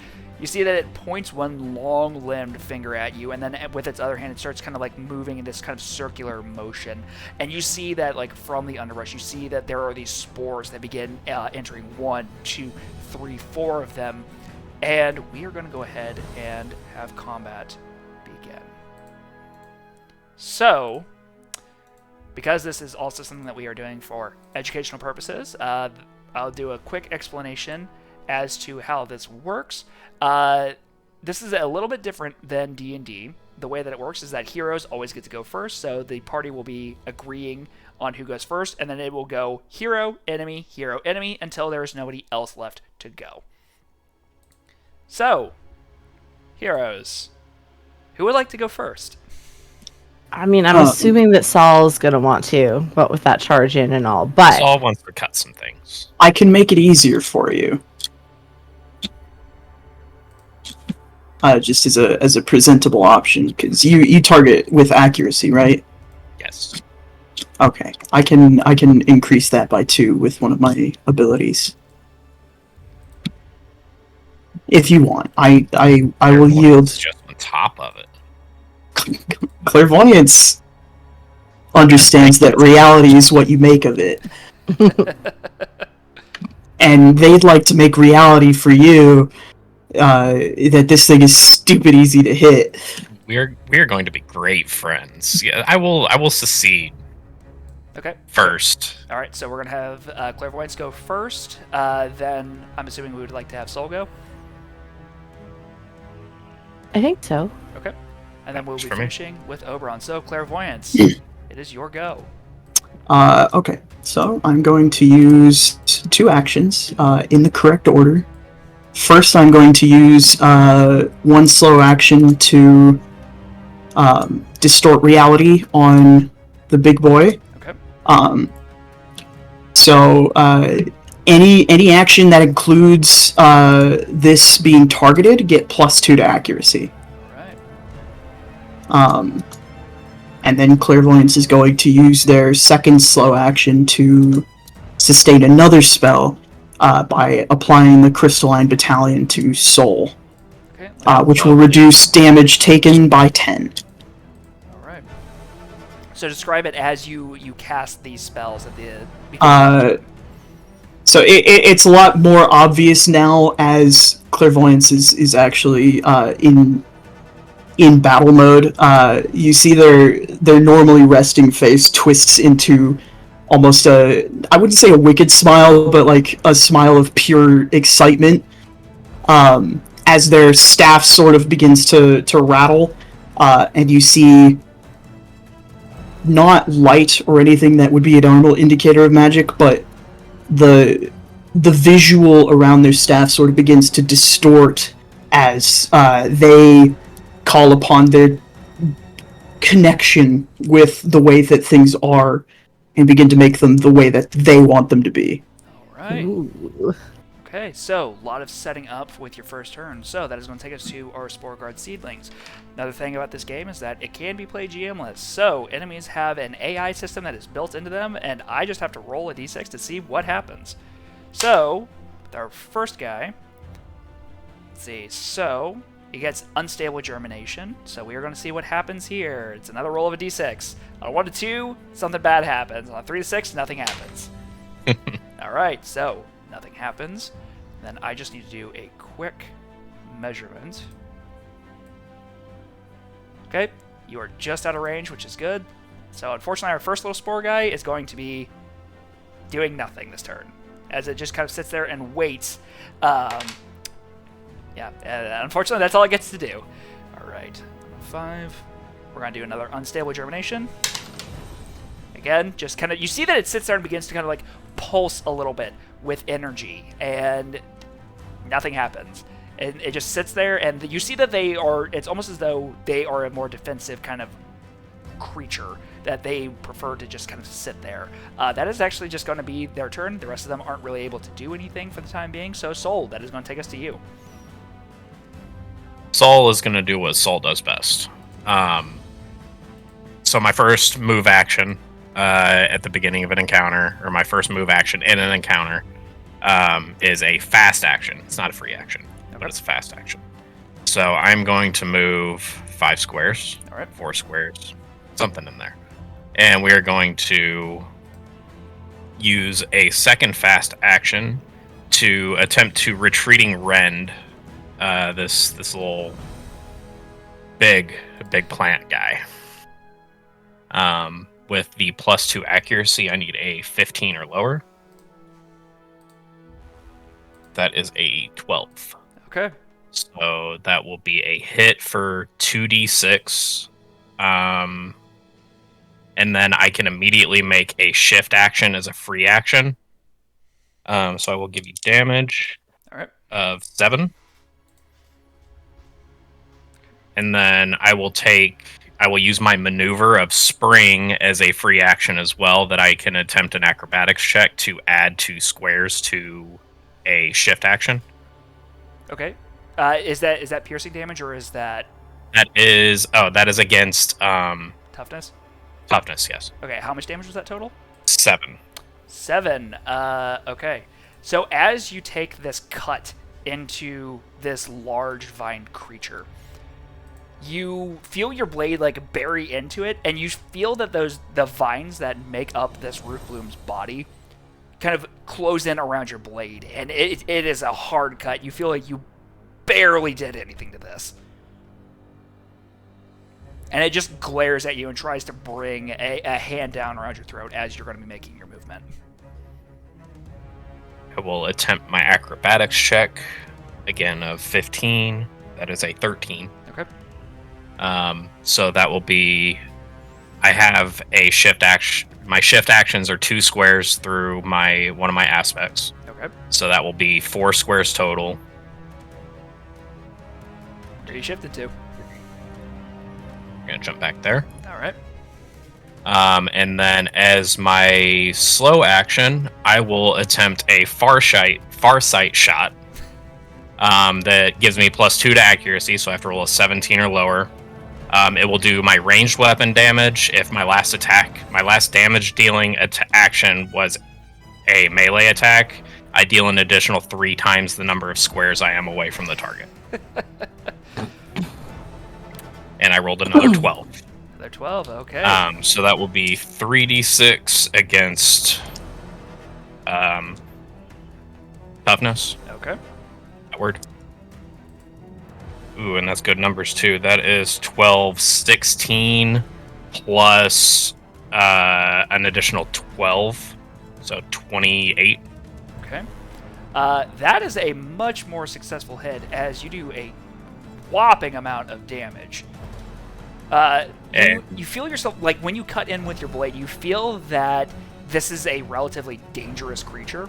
And as you kind of dash back, you are pulling your bow off, you fire in where you hit previously, the arrow sinks in, and this creature just lets out a cry of pain.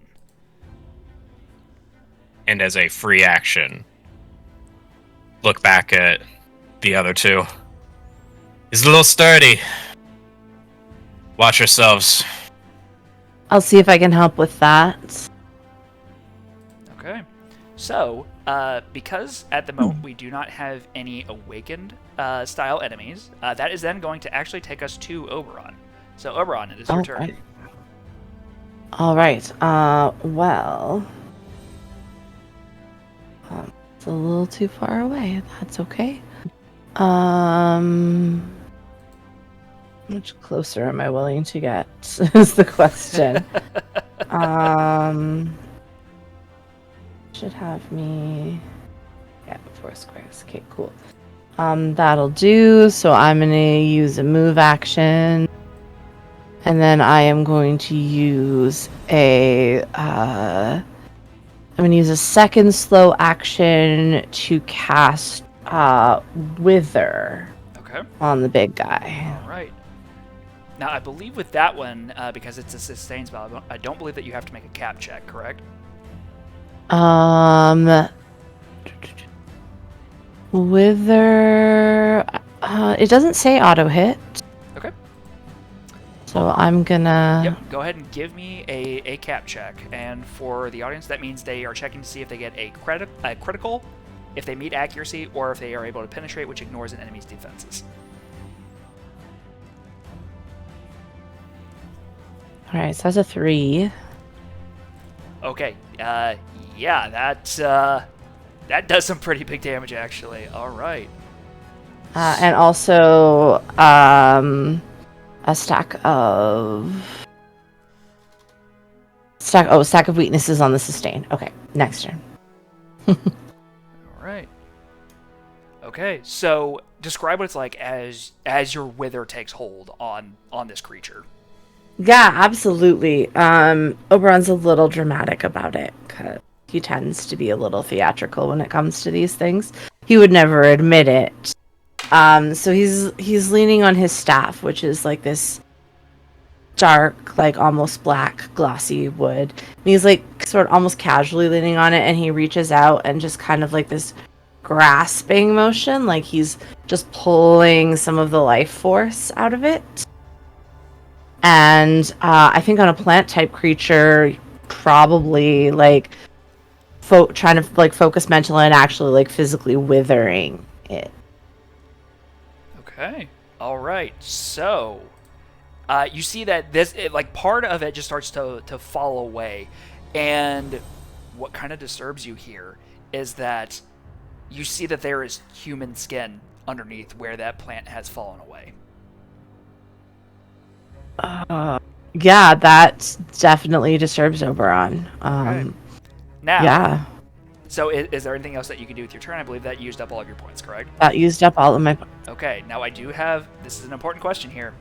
I need to know what everybody's HP is at the moment. Okay, like a specific, like actually a number, or like Yes, whether it's full. yeah, or... It's full. It's full. It's just full. Yeah. You don't need a know number. your current HP count. 38. 37. 41. 41? Okay. So, clairvoyance. You see that this thing kind of like it has taken this arrow, and part of it is starting to wither away, and you see that it glares in your direction, and you aren't 100% sure why. Let's see how far. They wink at it again. Okay.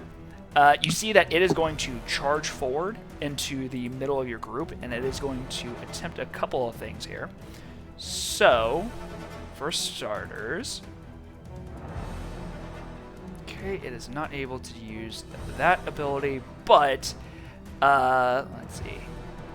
And at the moment, you see that as it's running, it is going to like fire off a. Let's see. This is going to target Soul and Clairvoyance. I need the two of you to give me. Let's see. That is going to be a willpower check, please, as it fires these like blackened seeds in your general direction.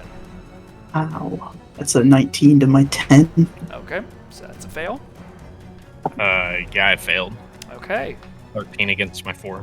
All right. So the two of you are going to take a total of 19 points of damage versus your toughness.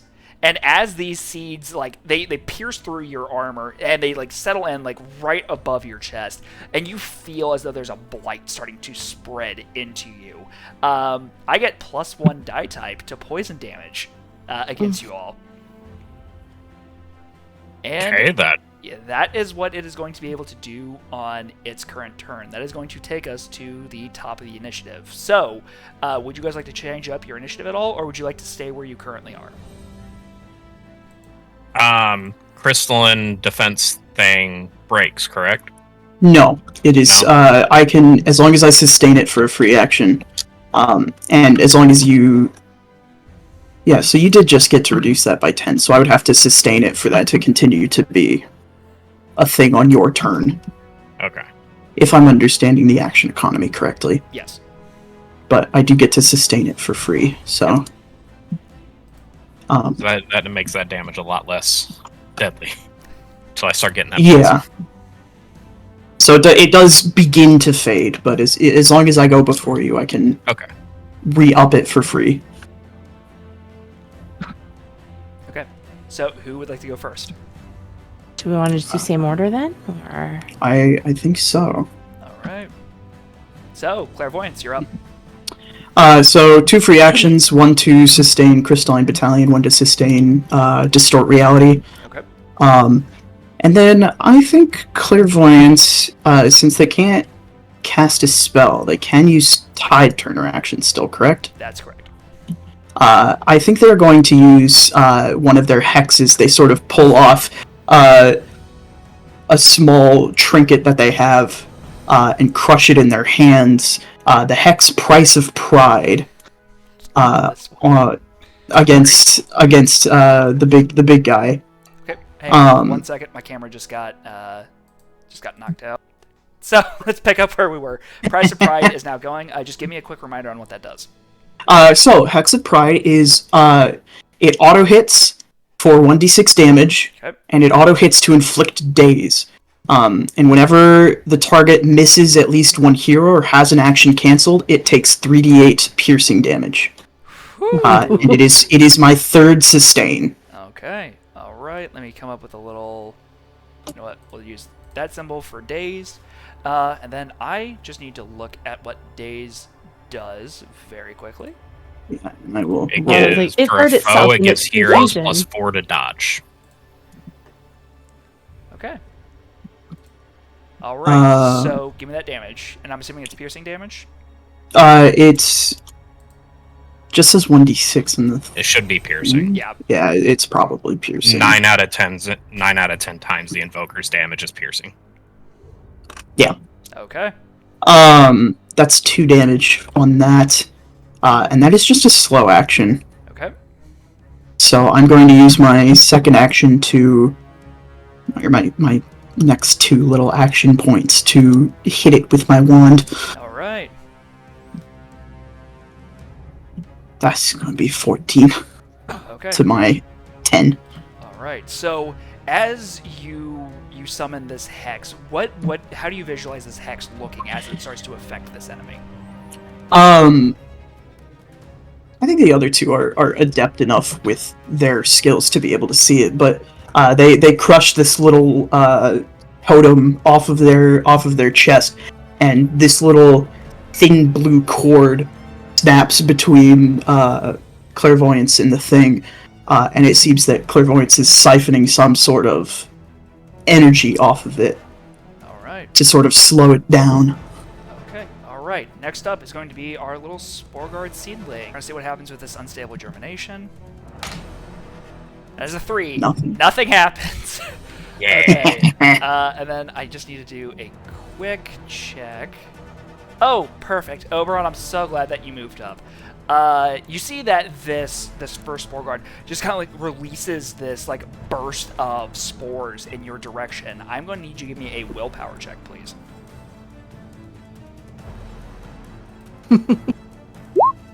That's 15. that's a big fail. As these spores kind of like drift around you, you're just because this thing charged into your group, it's disrupted your concentration a little bit, and you breathe in, and your lungs feel as though they are on fire. You are going to be inflicted with 2 stacks of weakness. Ow. Okay. So, for weakness, it just means that you now have -2 to any damage that you are dealing. Okay, our next little spore guard gets 5 on his. Okay, so we're gonna try that unstable germination. Okay, perfect. All right, so this is fun. So you see that this spore guard sits there and like it begins to kind of pulse and shudder, and in almost this like burst of life, you see that something emerges from within.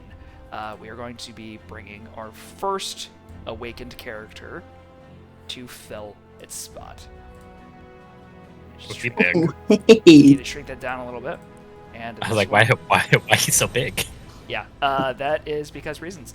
All right, and you see that it is like this, like as the root bloom is in front of all of you. You see that it's this kind of smaller resemblance of this creature, but it is vines that make up this human body that it's going to begin shambling towards all of you. So That's cute. I need to add a turn for that because now you guys have additional threats to start dealing with. Isn't that fun? Don't we love that? Yeah, Yeah. fun. All Okay. right. It's pretty good, in my opinion. All right, let's see what happens with our next Spore Guard. It's great because these things aren't really good for much except for bringing more guys onto the field. So on 3, it's going to try its Unstable Germination. You see that another of these creatures is going to pop up. It's going to take its spot. We're actually just going to move this there. And for our last little Spore Guard, a 3. Okay. It's going to attempt this twice. That's a fail. That's a fail. The last one just kind of sits there and shudders and is trying to get this creature out, but unfortunately just not able to do anything. So that is then going to take us to next in the order. Is going to actually be Sol. Okay.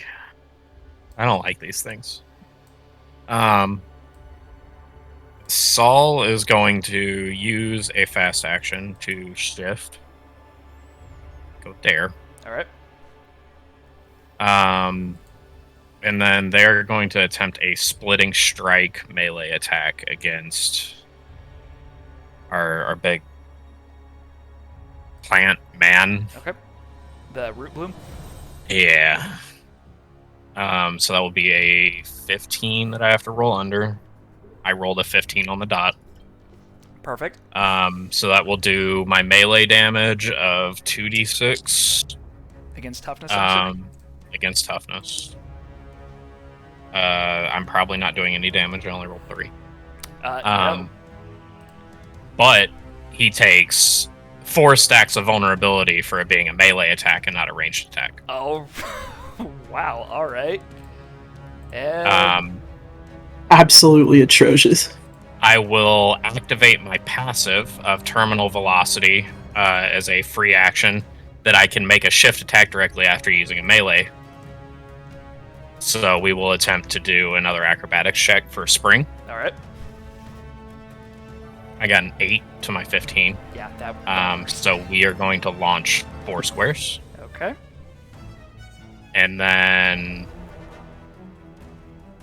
with my last fast action, I am going to attempt a retreating rend on this little Spore Guard. All right. So now that one's not affected, so I go back down to my 13 for my accuracy. Got an 11. Okay. Yeah, that hits.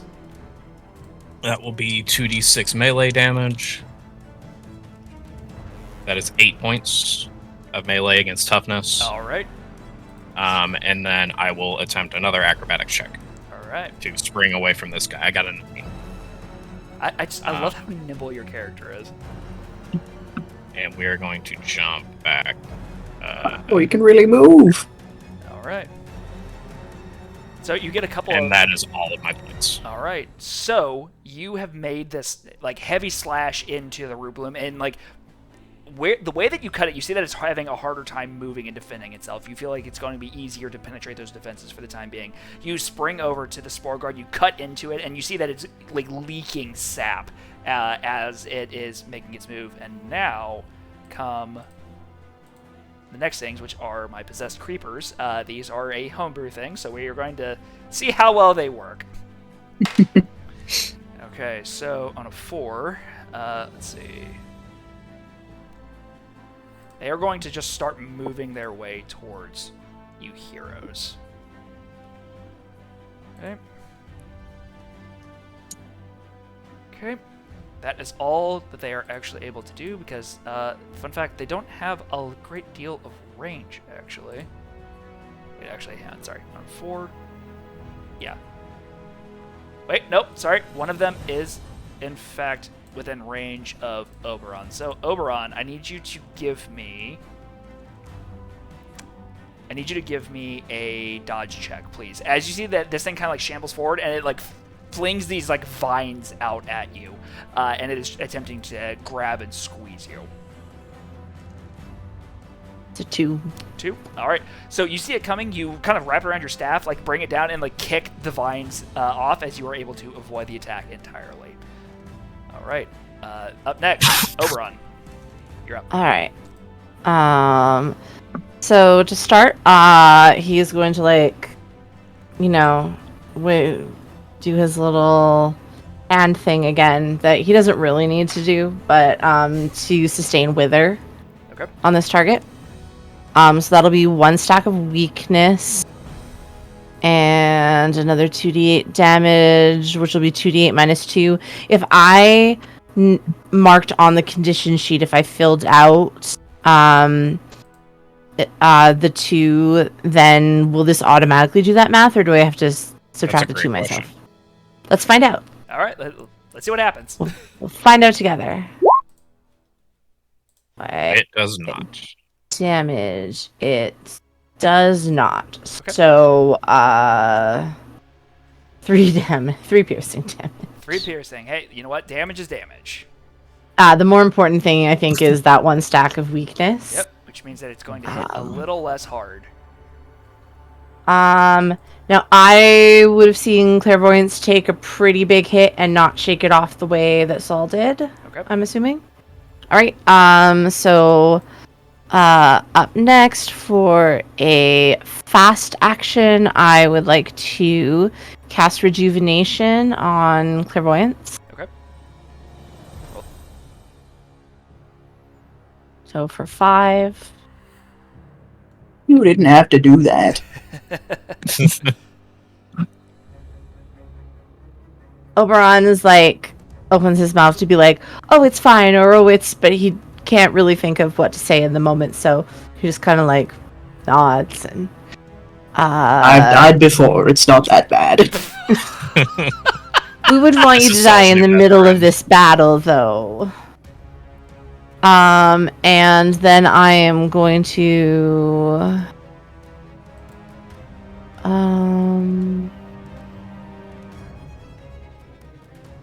Okay, so the Wither was a free action. That was a fast action. I'm going to make a focus check for another fast action. This is using your That's a 1. critical success. Does that have any special focus or effect on a focus? No, Okay. it doesn't. Anyway, it's gonna give me an extra damage die to me smacking this thing across the back with my staff. Okay. Oh. Oh my god. Okay. So How do I didn't adjust that to put in an extra die. I'm not sure how I. just go ahead and whatever your damage die is, go ahead. And roll that. D6. D6. Yeah, go ahead and just add an extra D6 for me. Oh wait, actually, sorry, it's because you got a crit, so it does maximum damage. So Okay. so So it'll be 32 so that's 32, I think. against resistance. No, it doesn't get to resist because a critical ignores. Oh, all right, it's got defenses. piercing already. Yeah. Yeah. Okay, so that is 32 damage. All right. We like that. All right. Oberon looks My very God. casual about it, but I am not. You've been holding back on us. You know, Oberon, how would you describe your build? Because you're about to flex hard as you bring this staff across this thing's back. Oberon is very lean, but you can tell from watching him move that it's all lean muscle. He very much grew up in the wild, running and climbing and hiking and, not quite wrestling bears, but he had a super active lifestyle. So he's slim, but he's very muscled. But slim enough that something like this is going to look a little strange, I think. And despite the fact this thing is probably taller than you are, as you bring your staff across this thing's back, you see it stumbles hard. And you hear this, muffled human cry of pain from behind it. It just... I look at Clairvoyance and I'm like, did you hear that? I heard what I needed to hear. Now comes the question. Who has the most HP at the moment? I'm at 33 as of current. It might be me right now then. Okay. 38. Okay, yeah. So Oberon, first things first, this is where things are going to get a little weird. You see that this thing like shoots a hand back, and these vines extend from its hand, and you see that it wraps around the shambling kind of vine-like creature that's behind it, and you see that where it touches, it blights, spreads, and then just collapses to the ground as it consumes a thrall. This creature becomes fallen, and then all of a sudden you see that the damage that you did begins to almost heal itself as it regains 30 HP. I like this. Okay. This enemy. Excuse me, it's really how cool. much? It regains 30 HP. Hey man, you okay? Then it Who is hurt you? It is actually going to stay right where it is. And kick the crap out of me. Oberon, I am going to need a dodge check as this thing, like, beneath its hand, like, it lowers its hand, like, to your level and tries to fire vines, like, into your chest. Everyone's very much like, I guess I deserved this. Okay.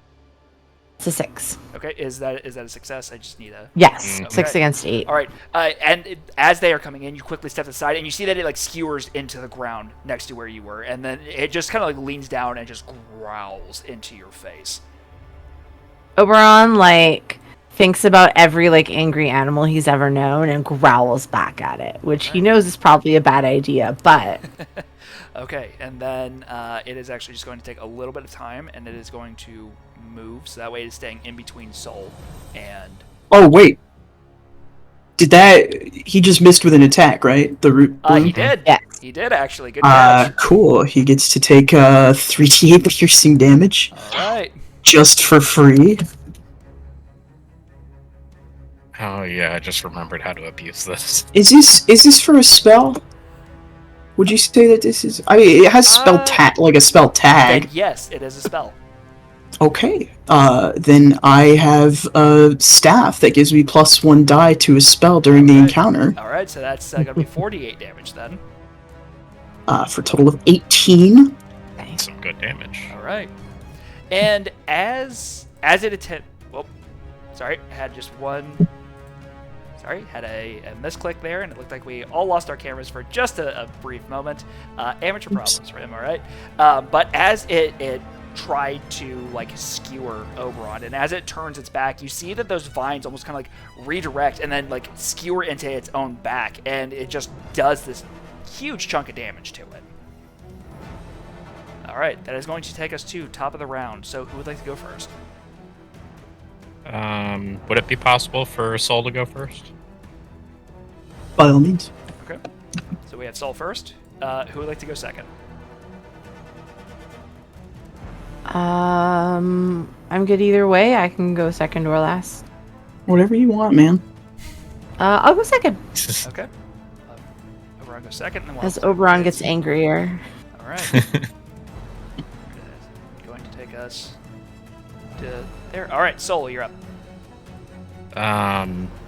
So Soul is also going to use a tie turner. All right. And I'm going to activate Squad Sight, which will allow me to calculate the range for my actions based on my range and line of sight based on another hero. Nice. He will then... I don't like this guy in my face.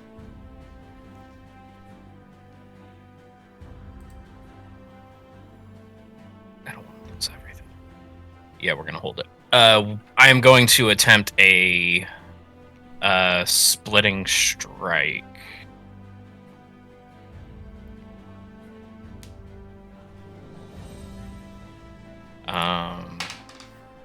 I can hit it from here, so it doesn't matter. I am going to try to hit the same little guard that I backflipped away from last time. Okay. That is a 4. My crit's only 2, so that will get pennon. Okay. So that's going to be 3d6 for the ranged attack. That is 11 points of piercing. And if it's not dead, it will gain 2 stacks of vulnerability. All right, which is going to reduce those barriers down. As you fire this shot off, you kind of are focusing in through Oberon's sightline. You fire this arrow, and as it, like, cleaves through, you think that this thing's not going to be able to resist anything else that comes at you. As you just cleave through its defenses. Because that was a ranged attack. Oh, it takes an additional 4 points. My apologies for the other side of terminal velocity. Ranged attacks do an additional 4. Okay. It's a great passive. I will say that the seedling is not looking great. With that being said, I am going to hold a quick action and hold my ground. Okay. All right. That is then going to take us to our little Spore Guard. You see that it tries to summon up one of these possessed creepers and just is unable to do so. However, it is successfully able to get off one of its attacks. You know what? It's going to go for Oberon here. I'm sorry, you're the most in the way. I'm going to need another willpower check as it releases the Lungsbane spores at you once again. Oh, that's a 19. Okay, you are going to take another 2 stacks of weakness. Dear. Okay. All right. So that is going to be its turn. We have one other Spore Guard that's just kind of chilling in the back, not doing anything. It's fine. He's just a little guy, okay? He's just a little guy. Just a little guy. Until it turns into a bigger guy. And, I'm so glad that you said that. I really am, because now I get a bigger guy. Because you see that it spits out another one of those creepers, and then it is going to disappear. Okay. That is then going to take us to, technically, Oberon, you're up. Okay, this will be fun.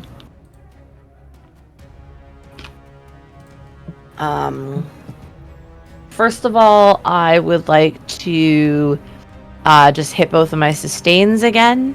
Okay. So another 8 points of healing for clairvoyance.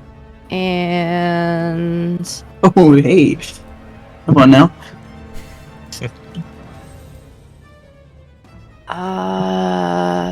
Back to full.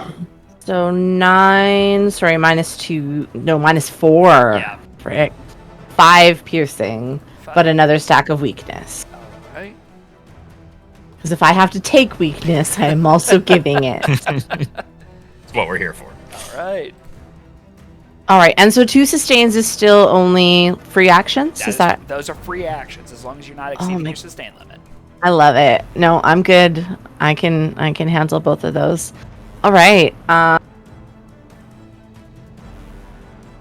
let's...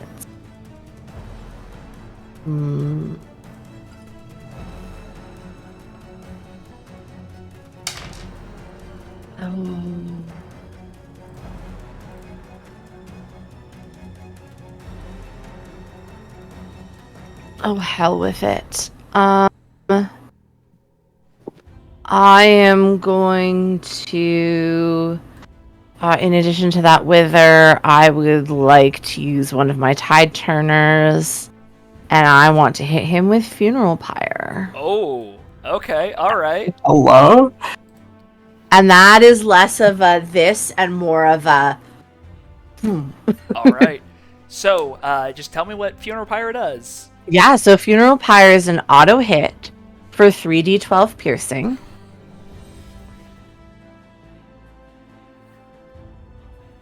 So -4, so 20 points of piercing damage. Woo! Okay. And I can sustain that. Okay. And if the foe that I'm sustaining it on becomes fallen, if any other opponent is within 5 squares of him, it will transfer to them. Okay. So as you lift your air or your hand into the air, you see that this kind of fire is kind of coalescing around yourself, and then as you bring it down, it collapses on this thing, and you see that what color of flames would you like to have kind of burst from? Acid green. You see these green flames, and again you hear this inhuman yet as though it's possessing human vocal cords screaming, "Kill me!"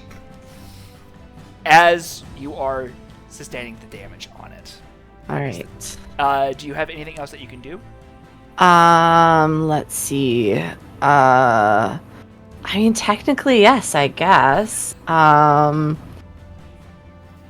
That's a slow. I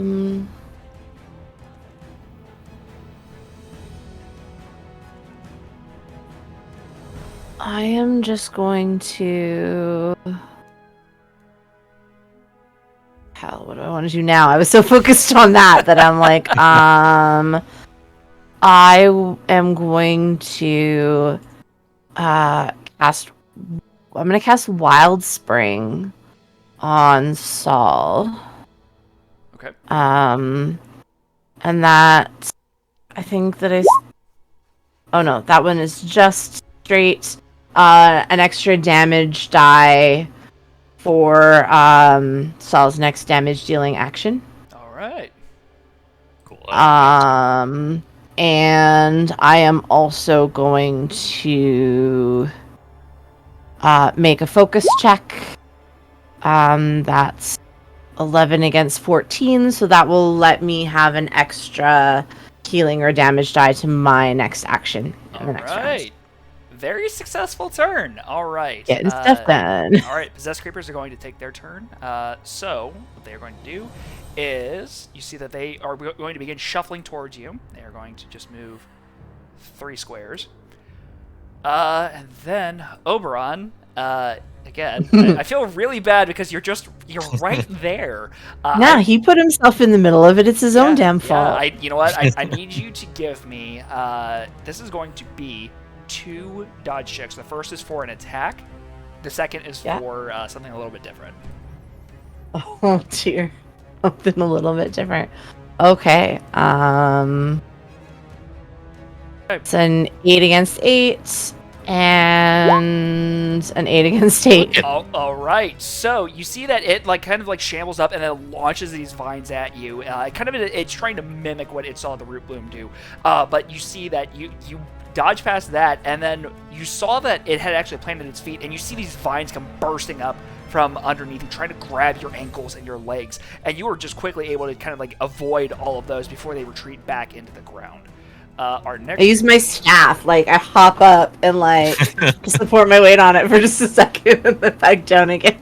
Okay, and then our next creeper is going to begin making its way around the tree towards Soul. That is then going to take us to Clairvoyance. Clairvoyance, you're up. Clairvoyance is going to sustain 2 things. They're going to sustain Price of Pride, and they're going to sustain Crystal Battalion on Soul, so that they can spend some actions to inflict remorse on the root bloom. Alright. So that whenever it deals damage, it loses HP equal to half that. So now it's a lose-lose if it hits or misses. I like this reality you're making.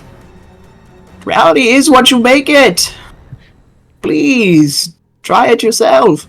And then we are going to use a bait, which is a general spell. They don't have to add it to their sustain limit, in order to inflict 4 stacks of vulnerability on the root bloom. Oh, Oh my god. all right. What are this thing's barriers at now? Not good. I'll tell you that. Let's see. It's -10 right now. Yeah, it's not having a great time actually. Yeah, we're just gonna put it at that. It's not having a good time. All right. Okay. I can do damage to it now. Okay. All right. And then, is there anything else that you're able to do with your turn? Nope. All right. Root Bloom is going to take its turn. I feel like 3 is the lucky number today. Who has the highest HP? I'm at 41. Okay. So I think that makes that one, unfortunately, pretty obvious. All right. So it is going to move over here. I just need to do a quick measurement. All right. You see that it is once again going to fire the vines out. It's going to. Yes. when it attempts to move, Okay. I'm going to attempt a distracting shot to All cancel right. the action. Oh boy. Okay. That is why I saved. You know what happens when an action gets Yep. canceled, don't you? Yep. And that is a 4 on the distracting shot, so it hits and cancels the action. Okay, so as it goes to take a step, you fire this distracting shot, and you actually pin its foot into the ground. It like swerves and glares at you. These hollowed eyes. As it then takes a bunch of damage. As an effect, it is going to take 4d8 piercing damage on an auto hit because it had an action canceled. That is going to be 28 points of damage. Okay. Give me 1 second. I need to do some math real quick. Okay. All right. Taking you back, Ajax. Yeah. You know what? It's like I'm doing Skies of Axia all over again. All right. Okay.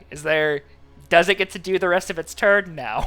I can't do anything else. Yeah. Okay, all right. So you can see only do that once around. It is actually going to once again fire off. It's going to consume a thrall.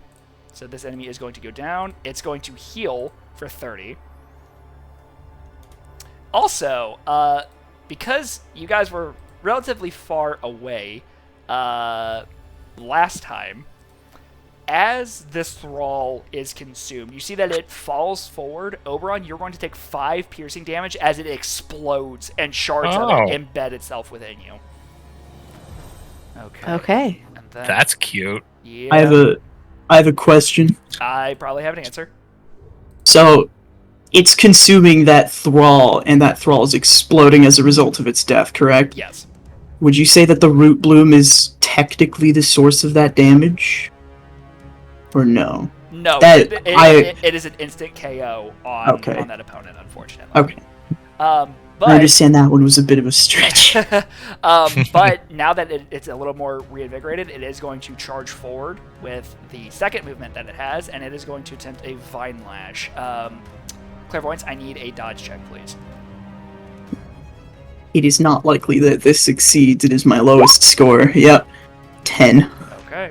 So it is going At least you're going to take half of this. Okay, so it does 15 damage versus your toughness. Okay, my toughness is 6, so I take 11. No, you take 9. No, take 9. Take 9. Take 9. It is going to take 5. And then I need a willpower check, please. Okay, I am better at that.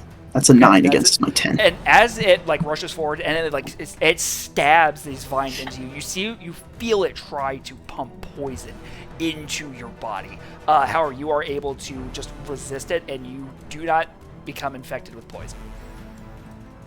I've tasted your poison before.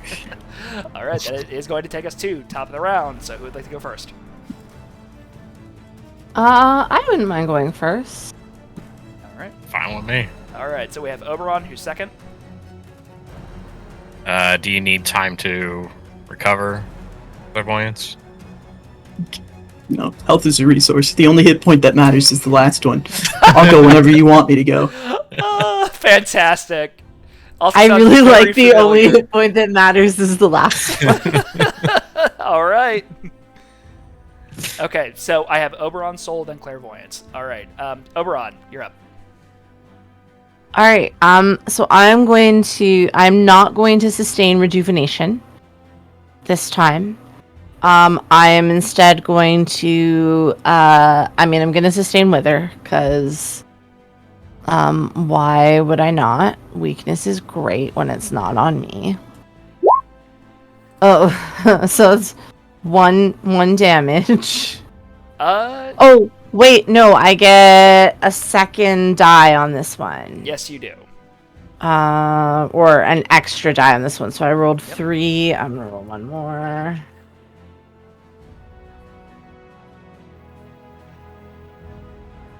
So that is 10 reduced to 6. All right.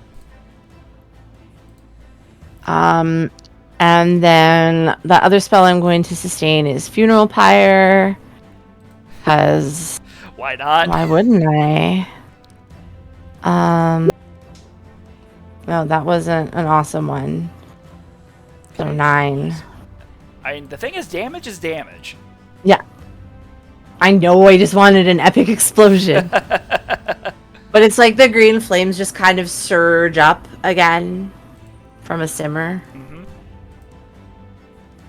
Okay, now.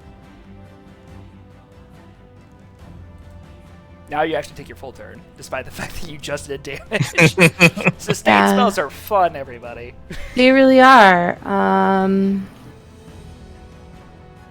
I mean, let's go for the staff hit again, because that was really fun last time. All right. So that is a success. It does not look like you're penetrating this time, though.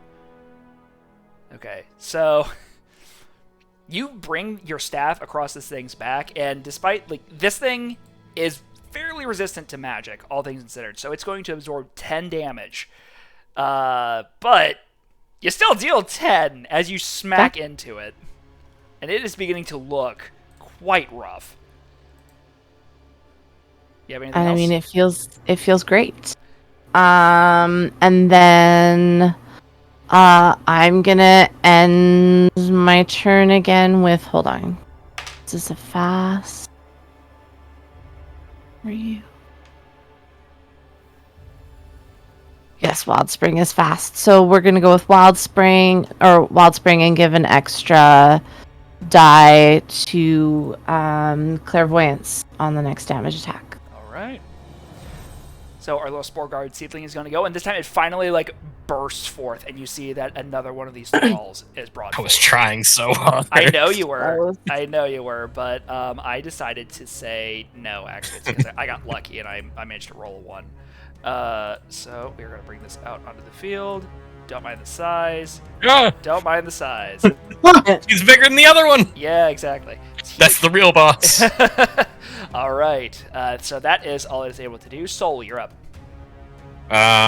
So this is the fun part here.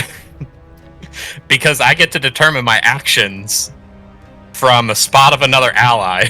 I am going to hit the Spore Bloom with a splitting strike at melee range from Clairvoyance's spot.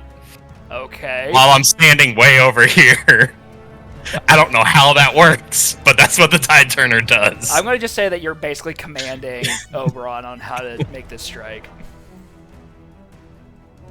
So that's a 5. It's not a crit, but it will pen. All right. That is going to be...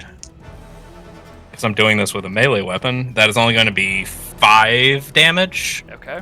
But it applies 4 stacks of vulnerability.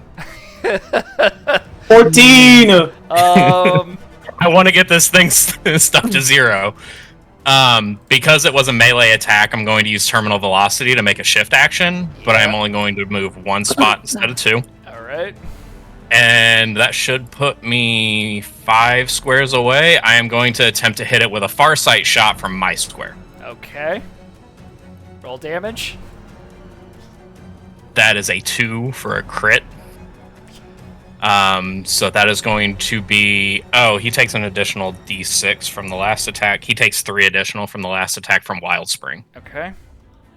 The Farsight will get max damage at 18 plus 15. So 33. Okay. Yes. Let's see. Describe as you launch this attack, because I'm going to tell you right now, this thing is not looking good. It weaves. It just... Saul draws the arrow back, turns the bow sideways, and lets loose, trying to aim for a lower spot as it weaves through and finds, center mass. Okay. In the middle of the vines. And as you find center mass, you actually get a clean shot, and you all see that the arrow just pierces through, and there's a spurt of bright red blood, and it's just pooling down the front of this thing's chest. It is looking hurt. It is looking actually relatively scared, all things considered, even though the eyes have been kind of hollowed out, and it is just glaring at you at the best of its possible ability. Do you have anything else to do with your turn? one added thing through terminal velocity from the ranged attack. It takes an additional 4 points of damage. Additional 4. All right. I will say this thing is barely standing, but it is still standing. But that's all my all Saul's actions. All right. All right. We're gonna see what the creepers are able to do. So first one is 2. All right. It's going to move 3 squares. Oberon, I am going to need. Again, I'm going to need 2 dodge checks. The first is for an attack. The second's for an effect. Okay. Fail the first one. Pass the second one. Okay, so the first one is going to attempt its root grab ability. So you are going to take 15 points of damage versus your toughness. Okay. And then as it tries to trip you up, again, you're able to take your staff and just kind of like knock the vines away. The second one is going to get a 2. All right, so it's going to move 3 squares. See that it is going to... Give me just 1 second. I need to move my turn order thing. It is going to move 1, 2, 3 over here. And then... Soul. Me. Yeah, alright. So I'm going to, again, I need 2 dodge checks as it attempts a root grab and a grasping growth at you. 9 on the first one against my 11, That's and that is a natural 1. Okay. No, that's a 7. Alright, so you are Is it a 1? gracefully able to avoid these attacks. We're going to say just for cool factor, you fire off this arrow, you like see these like roots coming in, and you just grab with your hand, not even looking, and slam them into the ground. And then as they are bursting, you do a backflip up and over them. That is then going to move us to next in the turn order. Clairvoyance, you're up.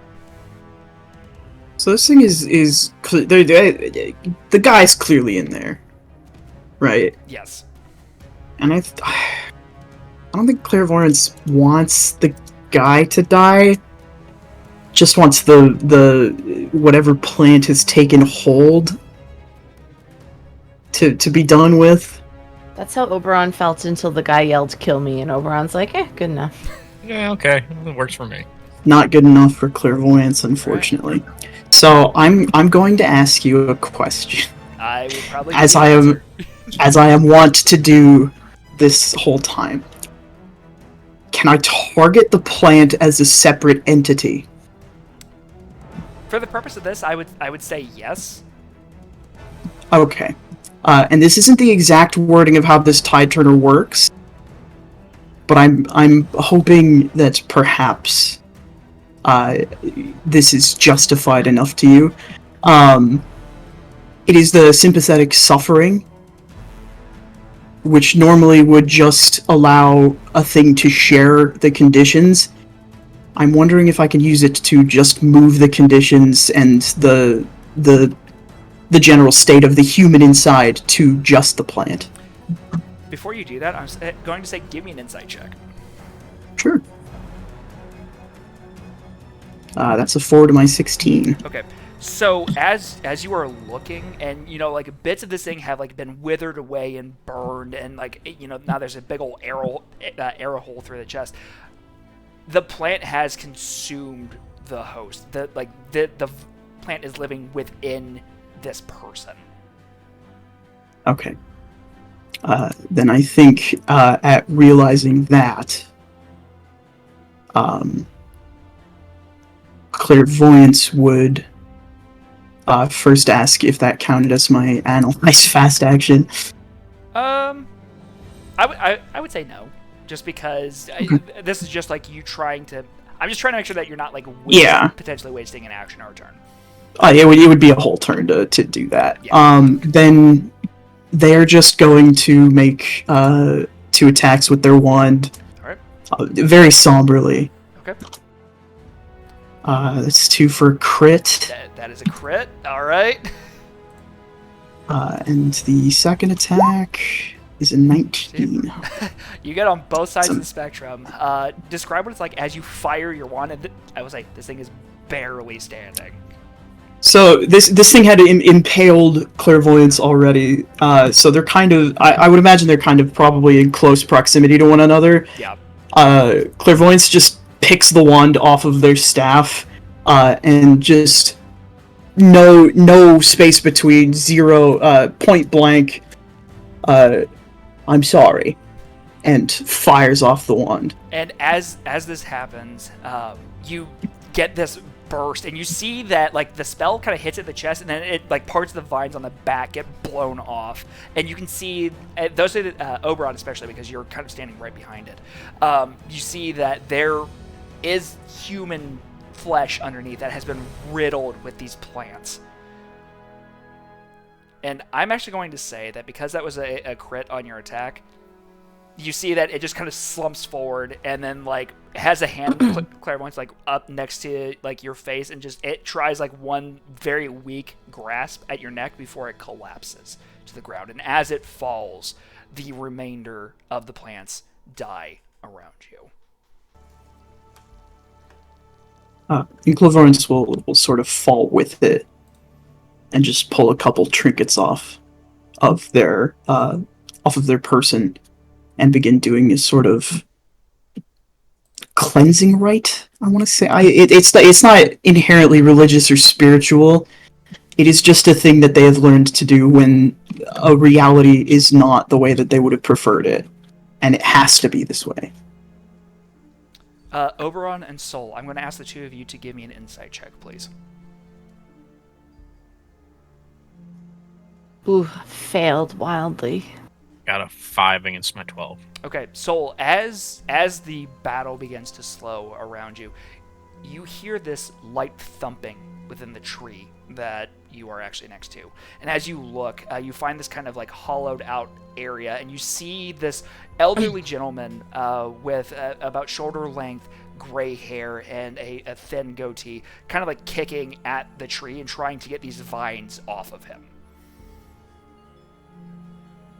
I'm gonna pull out my sword and start trying to hack at the hollow spot myself to open it up to try to pull him out. All right, so you hack and you open this up, you drag him out, and you see that he has these plants that are like kind of like burrowed into parts of his skin and flesh, and he's screaming and trying to like pull them off, and you can see that he seems as though he's in pretty rough shape. He's probably been here for at least a day or two. I'm going to need a mend check from somebody as this is happening. I ain't got no mend. I don't either, but I'm here. Got my 8. So if we're all looking at the same thing, I'm here. I might as well. Also, don't forget, you do have your Emberwind Spark that you can use to an alternate roll. That as I well. do. I forgot Forgot about that. I could have given myself a 2 extra accuracy that whole fight. I'm going to use my Emberwind Spark. Wait, no, I don't have to. I'm at an 8, right? I got a 7. Okay, so Sol, do you have like a hunting knife or something like that? I mean, I got the matches that I used to show to see inside the manor. So, like, very insightfully, you take your sword and you're actually like cutting off most of these, and then you see that there's like one of these little parasites that's trying to burrow into his chest. You like just like bring a handful of matches, you strike it against your palm, and then burn the parasite, and you hear this high-pitched squeal, and the man lets out a yell, but the plant itself dies. So, you see that as things grow still around you, the man looks up at all of you panting, in a bit of pain. What? Who are you? What? Oh, I'm not feeling well. You'll feel better after a rest. I will say you all have my thanks. I'm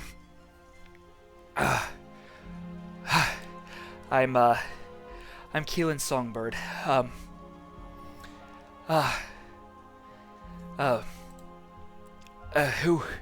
Who are you? And I really cannot thank you enough. Well, lucky enough, we were sent to find you. Or at least what might have been left of you. Well,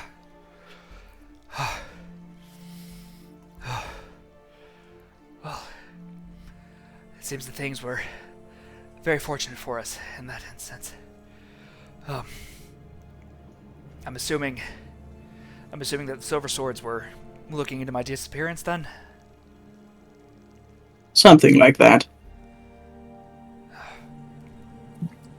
Well, I'm eternally grateful. I've been out here for 2 days. I heard muffled voices, and that thing was brought back here. My guess would be I was one of the council members. Lord Tyrion seemed to be behind this. Ugh. I think we got to that part of it.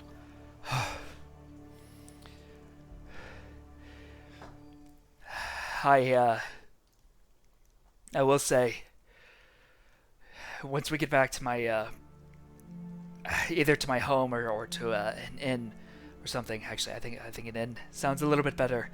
I don't know if it'd be safe considering I was abducted out of my home by that thing. Do any of you know what that was? Well, as someone who knows quite a lot about plants, I've never seen anything like it before. But Oberon, you have heard of it. Yes, I have. This thing is from your nightmares from when you were a child. Yeah, you'd heard rumor and tale of the root bloom. Yeah. I'll tell him that essentially there was an old wives' tale about it, as it were. Well, I don't know if I could convince you to help me in just one more simple task, and he leads you eventually to an end, and asks for pen and paper, and asks if you would be willing to recount your investigation, so he might be able to turn this in as evidence. And all the while, as we're doing that, I'd like to activate the ring. Okay. If that's okay with everyone else. I think that we have enough information to bring to our employer at this point. Were we relayed the information about the other plant that was in Tyrion's garden? Yeah, I think Clairvoyance would have mentioned that there was a big statue of the guy. Okay. So you all provide the information from your investigation, everything that you witnessed, everything that you saw, everything that you fought. He jots it all down. Eventually, Andoran, the first Silver Sword, comes, takes your testimony, and then a little bit of time passes. Within a couple of days, there's a large announcement across the district that multiple council members have been arrested for their involvement in the abduction and essentially the maiming and torture of residents in the area. They are ejected from their seats. Everything is taken from them. You have saved a good number of people within the Durnall District, even though they themselves weren't familiar to it. But I would ask, in the coming weeks, what would happen with your characters? Would you drift apart? Would you stay together? Just as a little bit of an epilogue, is there anything in particular that you feel that you would do following this investigation? As the council members are kind of losing everything, Oberon would request to be part of the group that goes in there to make sure that anything potentially dangerous in that garden and growing anywhere else in the house is dealt with quite harshly with fire. And it's also a great chance for him to see the garden, maybe take a couple of clippings. You do get that first-hand view of the garden. Yeah. However, I will note that as you are kind of overseeing this, the statue that had been described to you by Clairvoyance is missing. Not ideal, but filing that away, I will make sure. I'm going to make sure to let the others know. And also, I guess, emphasize to whoever's heading up all of this that that statue was there and is no longer there. And, everybody be careful. All right. Clairvoyance, is there anything that you feel would happen with you? So Clairvoyance would give the promised 25 gold to Saul, and recalling what Oberon would have them do with the remaining 25 gold that they received, we go into some part of town and find any orphan child and just give them 25 gold. And we'll lean down to them and hand them the money and say, "You're destined for great things." I love it. Their jaw hits the floor. It's just staring after you if you're walking away. Yeah. Use a spell to vanish as you're walking away, though. Perfect. Just Obi-Wan's them. All right, and or Clairvoyance, is there anything else? Well, I was just gonna. They arrange for travel out of the city and will invite the remaining 2 members once they've concluded their business to join them. Oberon would be glad to see the back of this place for a while. All right, and Soul? As mentioned, Saul is going to use the gold received to pay off his debt, his contract to the house that he's been indebted to as a courtesan. And seeing as Clairvoyance has invited him to travel with him, being able for the first time in many years to leave and get away from this godforsaken city, Saul's gonna jump right on that boat and ride it wherever it goes. All right. Besides, he's got a new best friend. All right. Well, that is going to go ahead and wrap up this adventure. Great work, everybody. But let's go ahead and do some outros real quick. So tell us who you are, who you've been playing, and where people can find you on the internet if you feel like sharing that information. Pixie, we'll go ahead and start with you. Yeah, I mean, I'm Pixie. I have been playing Oberon, who is a lot of fun, and I really hope I get to come back to someday. I am Ms. Pixie Riot most places.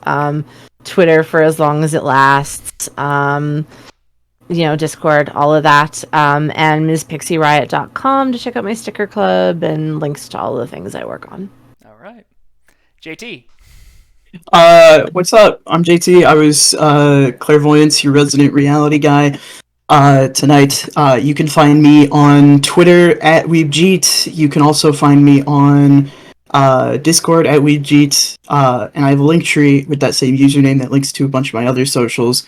Otherwise, I'm around the tabletop space. I want to say I've become prolific, but a lot of people do know my name now. So, come say hi. Come hang out. All right. And last but not least, Lunar. I am Lunar. I'm not real big in the social space, but I am Lunar Arcana on Steam. I play games. Working currently with Ajax on a little side project that we've got a lot of passion going into, so I'm hoping that eventually we'll be able to get that out there and let some people play with it. But I'm here and just along for the ride, and I thank all of you for allowing me to go on this journey. It was great. All right. It was great. And I've been your storyteller. I'm ThatGamerAjax. Obviously, the video's on my channel, so if you're watching it somewhere else, I don't know how you found it. But just want to thank everybody at the table. You all did phenomenal. And also, this kind of just shows nobody had really played Emberwind before this. It's a pretty simple game to get into. So it's very easy to learn new games, and I'm really glad to be able to demonstrate that. But hey, until next time, I'll see you in the next video. All right.